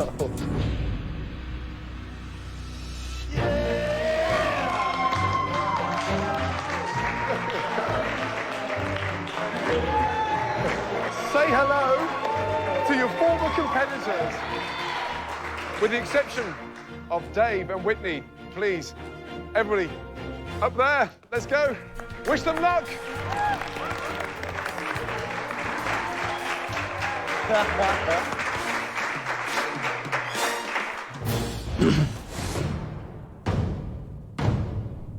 The best David believers. Wide gig shed. A phenomenal entree, and finally, a unique dessert. 3 dishes, 2 hours, 1 winner.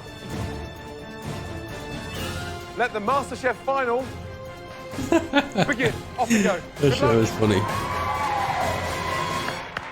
Let's go.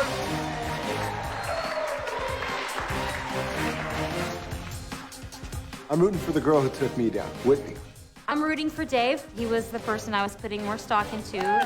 I'm rooting for that Mississippi girl, Whitney. Whitney is gonna bring it for the girls down south. Dave is gonna be the one. I'd like to see Whitney win. I was rooting for Whitney. Nothing is gonna get in my way. That title is mine. I think I'm gonna do it. I think I'm gonna be America's first Master Chef.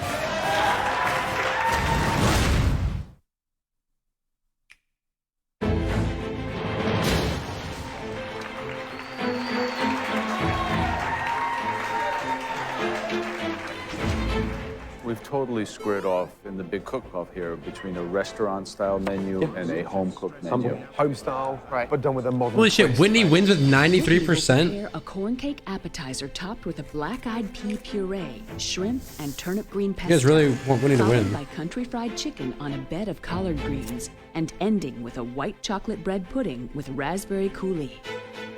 If he underestimates Whitney, he's got another thing coming. Ed's bitten everybody in the backside before. David will prepare scallop ceviche with fresh pea and mint soup appetizer, followed by beef Wellington, and ending Beef with Wellington. a nectarine crepe. If you pull this menu off, Dude, crepes are with so that level good. of intricacy, he's going to. I haven't had one in a while, though. Let's get that right. Let's look at the appetizers. I am fascinated to taste that marinated ceviche scallop. Yeah. And the chilled pea soup. Again, as always, from David Middle, a lot of unorthodox, untraditional technique that sometimes has led to victory. Let's see what he does today. We let the scallops. It does usually work for him. Bright, spicy. Alongside this creamy, chilled, fresh pea soup with the mint. I mean, he definitely knows what he's doing. Never put those together, but I would.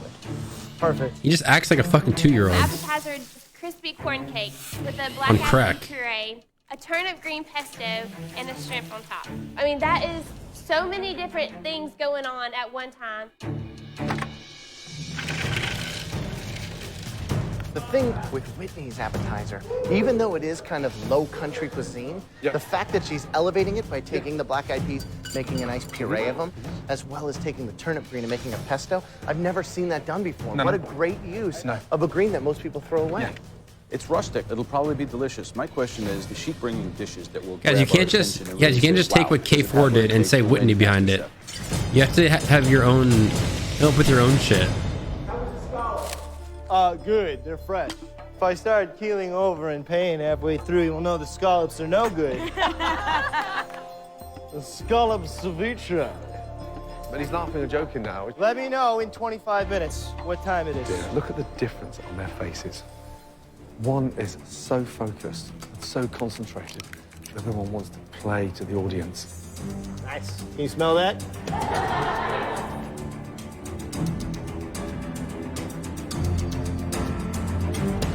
Listen, one little piece of advice, yeah? Let's talk in more focus. Forget them. Shut them down. She hasn't said one word to anybody yet. She's in the zone. I need you to get in that zone. Focus. I know what you like when you can focus. You got it. Thank you, Chef. Okay, let's do it.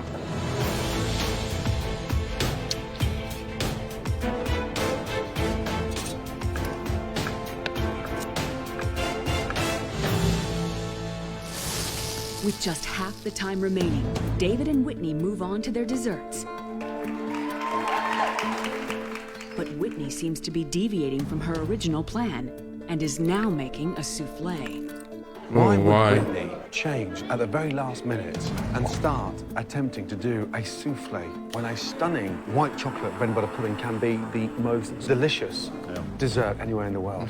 I don't understand why she'd need to risk everything now over that. Imagine the irony if the pastry princess was taken down by her dessert. Yeah. Like, oh, that's such a bad idea. Like, she did that souffle in the pressure test or whatever the fuck. Go with your gut. Go with your gut, girl. Which is the dish you're most nervous And like, about? now she's like, thinks she can do it. She's probably gonna fuck it up. Entree or appetizer? Sadly, my dessert, because Which is the first time I've ever heard you talk like that. I know. You've never been nervous or intimidated by a dessert. Is it because you've turned the dessert into a souffle now? yeah. Souffles are so temperamental. They can overcook and then you're gonna have this really yucky texture, or you could undercook it and it could be a big gooey mess. That doesn't work. Yeah, it's gonna cost you $250,000. Oh, man. With 45 minutes left to go, David and Whitney are now focused on the finish line and putting everything they have into their entrees.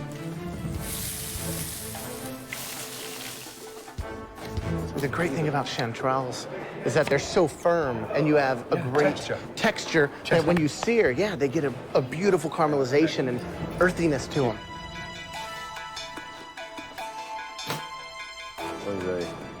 Mushrooms creep me out, dude. Taken one of the most expensive, delicious, flavorful mushrooms in the $30 entire a pound world for chanterelles. and put it into a food processor and turned it into a puree. And lost flavor. And lost flavor. Oh my God. That is a very big mistake. Beef Wellington. I know how many times that could go wrong across the cooking process. Pastry splitting, beef undercooked. To wrap it up and not be able to see it and kind of cook blind and then slice into it. If that beef is undercooked and you slice through, you can't recook that. David. Yes, chef. 3 difficult dishes. Wrapped in bacon? Yes, chef. Yeah, That sounds Wellington good. especially. What's the one dish you're most nervous about? The Wellington for you. The Wellington. Yeah, absolutely. The secret of that is letting it rest, not slicing that open too early. Anybody who's going to serve a beef Wellington to Gordon Ramsay had better know what they're doing. You know how difficult those Wellingtons are to cook? Yes, sir. You've picked some of the most expensive ingredients anywhere in the world against Whitney, who has some of the cheapest ingredients. Yes, a chef. fillet of beef against a breast of chicken. Yes, chef. You're going all out. I am. You've got to make them work. Yes, chef. The chicken. Are you pounding the chicken? Put it into the marinade or? Yes, I'm doing it like a country fried steak, but doing chicken. My cooking and Southern cooking is taking ordinary ingredients that don't cost that much, like collard greens or turnip greens, and elevating them to something so much more. Steak fried chicken breast, you're talking about one of the poorest proteins cooked in the poorest way, a true Southern tradition. And she's taking that tradition and technique and applying it to her chances to win the first ever title of American MasterChef. Yeah. Now that's risky stuff. Bacon, yummy. For David, it's the moment of truth as he prepares to slice into the beef Wellington, a dish that took Chef Ramsay years to perfect. Come on, Dave. Come on, Dave. With $250,000 on the line, overcooked or undercooked, there is no turning back. How is it, David? Perfect. Way to go. 15 minutes to go. That looks pretty If there's good. anything that's going to take Whitney down, it is her time management skills. Every competition, she is down to the last 30 seconds. Looks juicy. We're now with 10 minutes left in the first ever final of MasterChef. Keep it going, Whitney. Dave, come on. Keep it going. I am trying to hurry up and plate because I really want to make sure I have time to make my plates look beautiful. Run, baby, run. There's a lot riding on this dish that I was presenting to them, and it had to be amazing. Oh my God. Oh my God. Oh my God. Oh, Whitney. Oh my fucking God. I forgot that happened.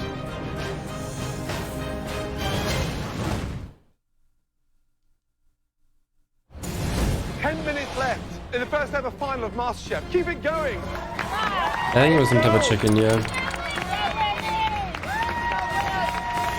3-1 for David. I hate watching that. Why'd they have to show it again? Oh, Whitney. That's sad.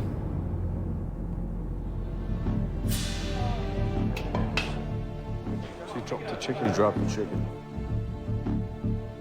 It's okay, it's okay. Okay. I cooked my heart out for the past 2 hours and put everything in me into those dishes. It's okay, it's okay. You got it. I've left school, my family, everything that means the world to me because I wanted this title. Go win! 5 second rule, yeah, 5 second rule. Pick that shit up. Put that shit on the plate. Somebody was going home and I didn't want that to be me. Come on, Whitney. I feel like everybody that's watching me, my family, they're all rooting for me. Don't worry, no one saw it. No one saw it. Not letting that title slip from my hands is so close. I just buckled it up and went into overdrive. Come on, y'all, come on. Come on, Whitney. Come on, Whitney.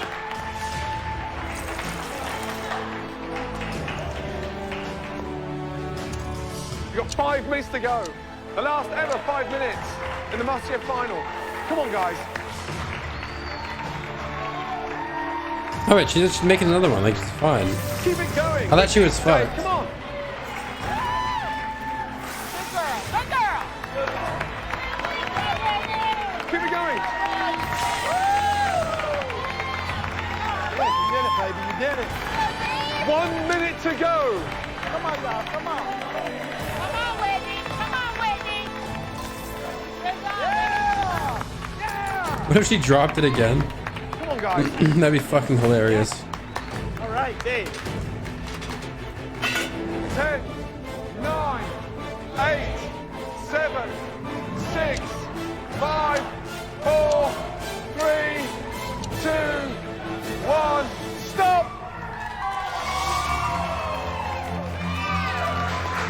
Bring it! Oh! Good job, Whitman! Holy shit, everything looks so good. Like, literally all 6 of those dishes looked amazing. Absolutely amazing.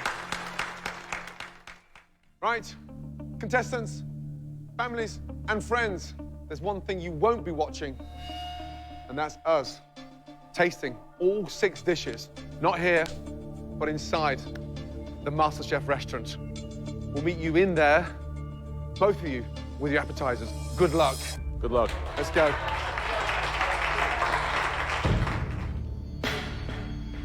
If you'd asked me 6 weeks ago whether or not I'd have the opportunity to win MasterChef, I would have said not a chance in hell. Sitting here now, in the final 2, I think I'm gonna do it. I think I'm gonna be America's first MasterChef. There's a lot riding on this one dish that I was presenting to them because I seriously want that title. Like, I want it so bad. Whitney and David will present the 3 courses one dish at a time for the judges to taste. The finalist with the best overall meal will become America's first MasterChef. What a phenomenal 2 hours. Well done. Hey, Punz. Hey, Minecraft XD49. Okay, appetizers, please.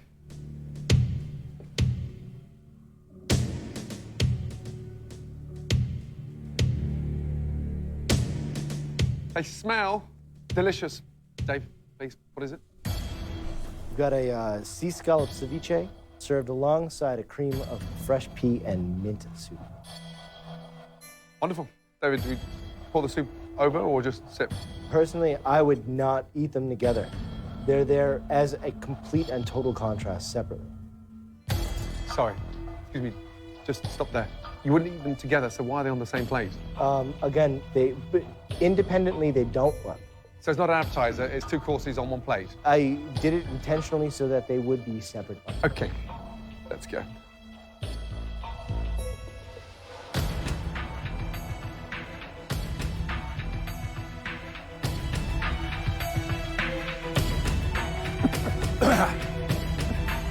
Was it hot? Too spicy?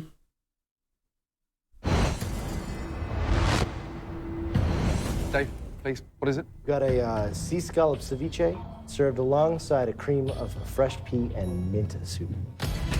Ew, that sounds disgusting. Fresh pea and mint soup? I would not order that anywhere I go.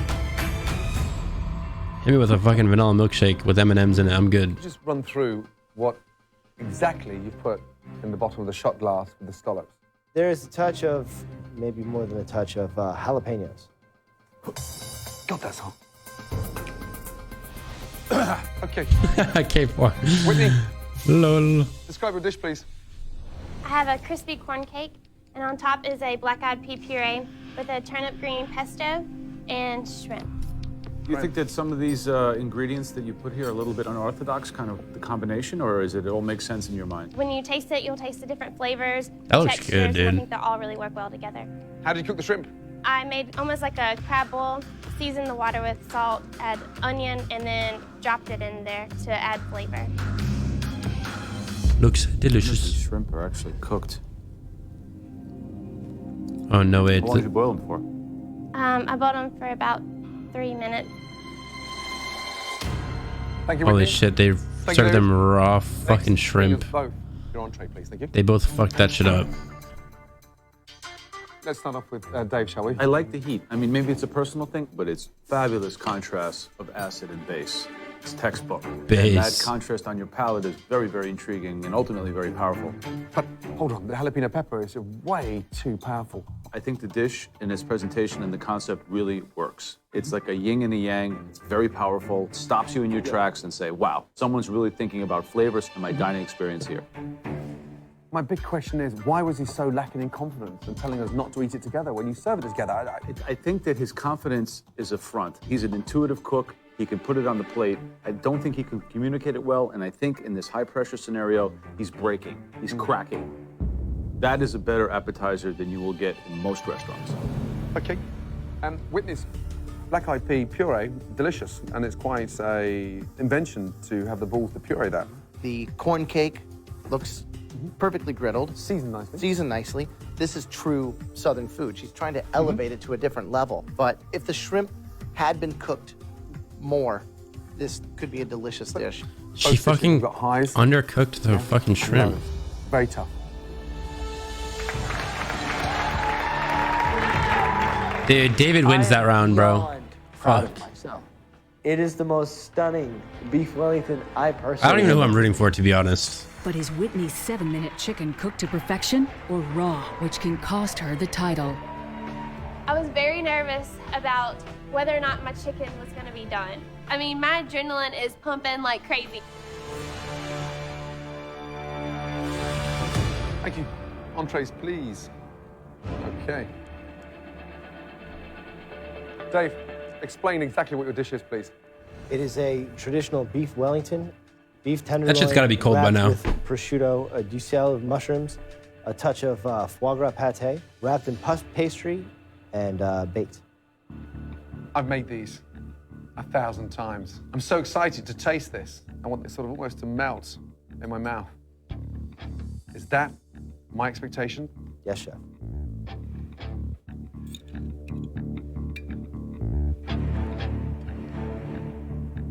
It does look pretty fucking rare, I will not lie. Beef, seared beautifully, seasoned perfectly. Here's the thing. You took the best cut of beef anywhere in the world and made your life difficult with it. In the most pressurized contest anywhere in America tonight. And it's not bad, but it's not perfect. You had two up your sleeve and wrapped up both of them, and then opened up one, sliced it, 2 more minutes, and then you're gonna hit perfection. Help me to understand. Why would you pick a dish that took me 1,000 times to get right? He's about to fucking cry, bro. Who's cutting onions? You're good enough to be perfect. That's what I tried to say to you earlier. Use your time wisely. I've seen you focus. Bro, this is in why, a way that this is why he's so literally admirable. 2 years old, bro. David, I can see the regret welling in your eyes. And don't do that. A ton of technique involved in that. Like out there when he's cooking, he's like showboating and saying everything, and like behind the curtains, he's like, yeah, this shit sucks, and he starts fucking crying. Country fried chicken. He's actually 2 years over old. Creamed collard greens. When I get my excitement watching you cook. At the age of 22, you've got something that all three of us can never teach you. You have an amazing palate, and that's why you're standing in the final of MasterChef. What I'm more nervous about is pink chicken. You had 7 minutes left, and you dropped the original chicken. Cooking a chicken breast in 7 minutes is virtually impossible. Is this one cooked? Yeah. Because if that's raw, we cannot taste this dish. How do you know Holy shit. that chicken is cooked? I mean, I don't know, but He didn't even touch it before it went on a plate. Holy fucking shit. It's gonna be fucking raw, dude. It's raw. It's bloody raw. Oh, she lost. It's over. GG. Go next. Cooking a chicken breast Maybe season 2. Come back in later. 7 minutes is virtually impossible. I'm taking the thickest end. If that's raw, we cannot taste this dish.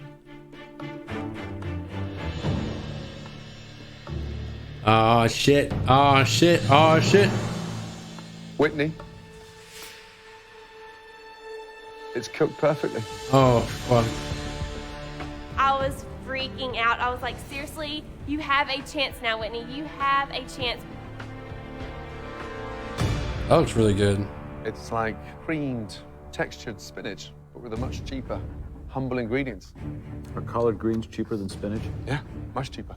They give them away. Yeah, exactly. They do. Collard is something that you have to cook at a very low temperature for a long time. You cut them extremely thin. That was really smart. You've managed again to execute a very well cooked chicken breast. Thank you. Dave, Whitney. Wow, one of the most your final easiest dish. proteins to cook. Let's just be honest here. It's fancy versus simple, at-home gourmet versus southern hospitality beauty. This is something that you would get at a diner in the Low Country. And Dave's is something that you would order at a very fine restaurant in New York City. So again, it is the culinary civil war, North versus South. That dish has got great potential. There's no two ways about it. He just needs to make it another 500 times before he perfects it. Right. The buttermilk chicken. Unbelievable. Unbelievable. And she did it with 7 minutes to go. Right. Ready for dessert? Yep. Let's do it. I didn't think about anything else. Even though I knew how important this was, I was like, you're not letting that title slip from your hands. It's so close. It comes down to one final I battle. love pissing Chad off. And I'm coming out on top. Right. Dave, what is that? It is a nectarine crepe Suzette style. Talk to me about the nectarines. What did you do? Sauteed them in butter and brown sugar and flambéed with cognac. The secret of a good crepe is the color and the thinness. Dude, crepes are fucking delicious, bro. I'll say it And of course, again. the filling. Crepes. Nice and thin. I don't know if that's the filling I would go with for That's a good. crepe, but Really good indeed. I think I like the filling a little better than the actual crepe on this one.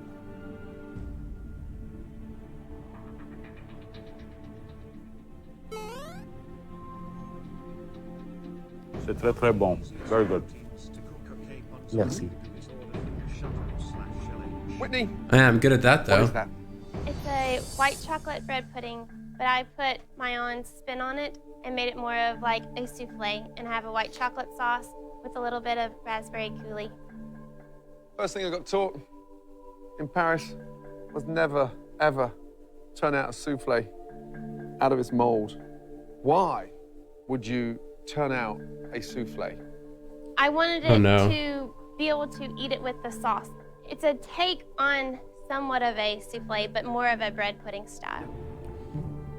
Oh, she like messed up and like tried to recover. Moist in the center.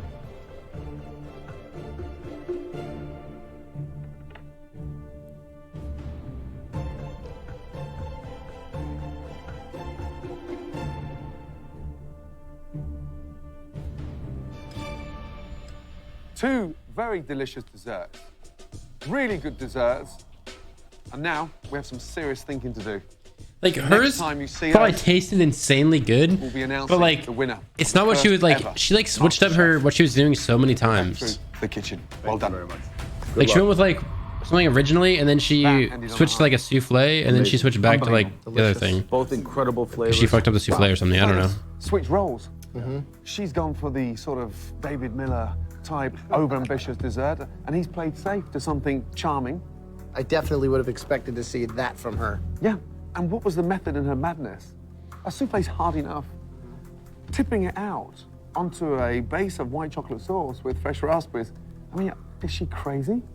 Based on their 3 dishes, Based. the judges must now decide who is the first ever American Master Chef. I think David really excelled with the appetizer course. Intelligent plating, real restaurant-y style food, very chefy, very, very ambitious. Very ambitious. To serve an appetizer in 2 shot glasses with that kind of creativity, you know, only a professional chef would attempt to do that. The thought process behind it was light years ahead of what Whitney put up. Then I think that where Whitney went wrong is that she went away from her instinct and tried to intellectualize a dish, taking Southern ingredients, techniques, and making a restaurant-style dish, and it didn't work. However, flip over the entree, and she pulled it off. Because that chicken 100%. was absolutely delicious. But 2 things on the plate, and it sang. It was incredible. It was a beautiful duet. The chicken, she nailed it. 7 minutes. I don't know if she was lucky. How? I have no idea. Both sides, though. It wasn't a fluke, because if you look over the entire chicken, evenly cooked, gorgeous, golden all around. And dessert, I mean, 2 high points in terms of a modern interpretation of a souffle, and then a classic. The crepe was excellent. I couldn't stop eating it. The crepe was simply delicious. Whitney's souffle, I've got to give her incredible credit for attempting a souffle in the final. The actual cookery and technique that's involved in this, I thought it was an amazing example of taking something and making it better and more modern. More modern. Unfortunately, there can only be one master chef. Uh-oh. Uh-oh. Uh-oh. The title of Master Chef means the title of lead software engineer goes out the window. It is a chance to break through into a bright, new, and exciting world. And to be fast. Thank you for the $20 star. Position is a dream. Thank you. This is my biggest dream ever. I'm just a small town girl. 1 for Whitney, 2 for David. My dream is to really 1 for Whitney, 2 for David. business. So becoming America's first Master Chef will change my life completely. Holy shit, there's literally so many ones. Both of you arrived inside MasterChef kitchen as Iris K, thanks for the 400 bits. Cooks. On tonight's performance, both of you cooked like professionals. You now Yes, a deserve the cooked right piece of to stand here chicken right now. and a crepe. Let's go. Very professional. Come on.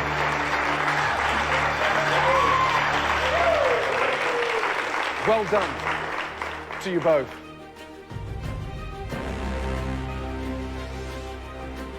This has been a very tough decision.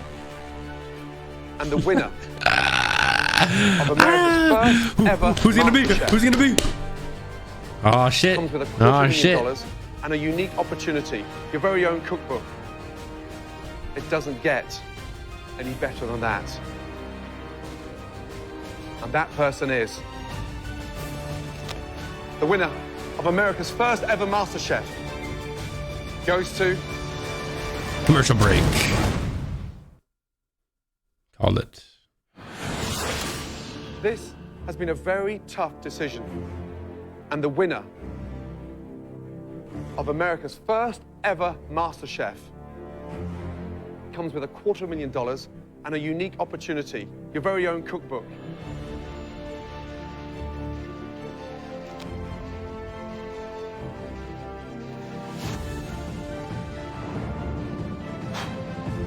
The winner of America's first ever MasterChef Holy shit. goes to Whitney! Oh my god. Holy shit. Whitney popped off. Absolutely amazing!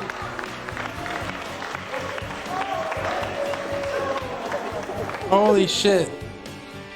I'm so excited, and I just really want to tell everybody that, you Oh know, my if God. you have a dream, go after it. My Just won a $250,000. was the title of America's First Master Chef, and I cannot be any more happy than I am right now.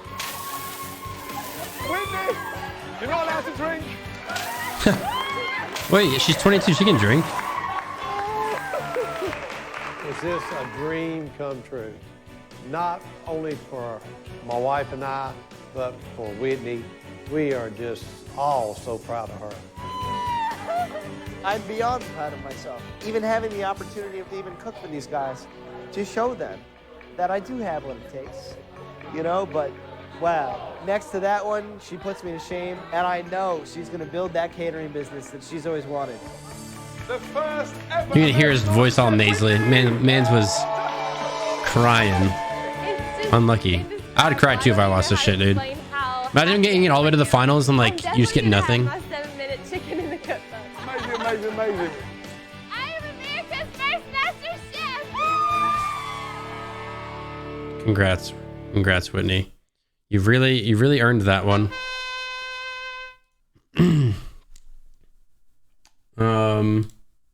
All right.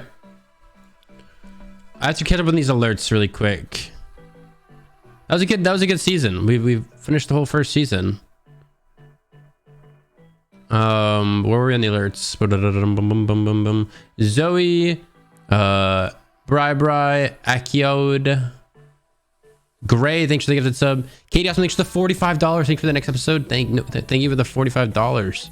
Gray with the 500 bits. Cozy, Lev, Emma, Tech, Disaster, thanks for the 5.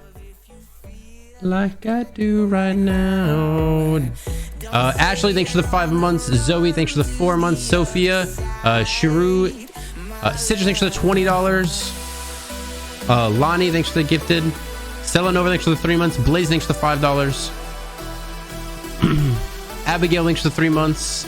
Vera Space, thanks for the gifted sub. Willow, thanks for the $5. Guys, I would continue speedrunning, but my hand actually hurts, and I think I would rather not mess with it right now. So I'm not gonna speedrun. I think I'm gonna end stream. I think I'm gonna get off. But stick around for the raid. I'm gonna raid a friend of mine.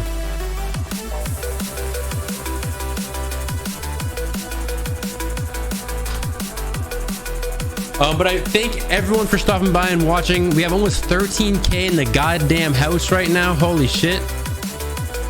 Watching the finale there. Thank everyone for stopping by. Matt is actually speedrunning. His title is Somebody Please Turn Me Up. We're gonna turn him up right now. We're turning him up right the fuck now. All right. Go give Matt a follow. If you like speedrunning, give him a watch. All right. Like I do right now. Maybe stream tomorrow, we'll see, maybe not. I don't know. Depends how my hand feels tomorrow. If my hand keeps acting up, I might just give it a couple days. I don't know, we'll see. I don't want to like fuck with it, so we'll see. Odd Rose, thanks for the 5 months. Sheepu, thanks for the prime. AKA Max, thanks for the 5 months. All right, you guys are spoiling the raid. You guys are so annoying, and I hate all of you. Just kidding, you guys are awesome. Yeah, if there's anyone new, make sure you're hitting the follow button. I go live all the time. Yeah, we're on the road to 1.3 mil on Twitch. Yes, sir. All right, thanks for watching. See you guys later. Bye. Bye. Bye. Bye. Bye. Bye.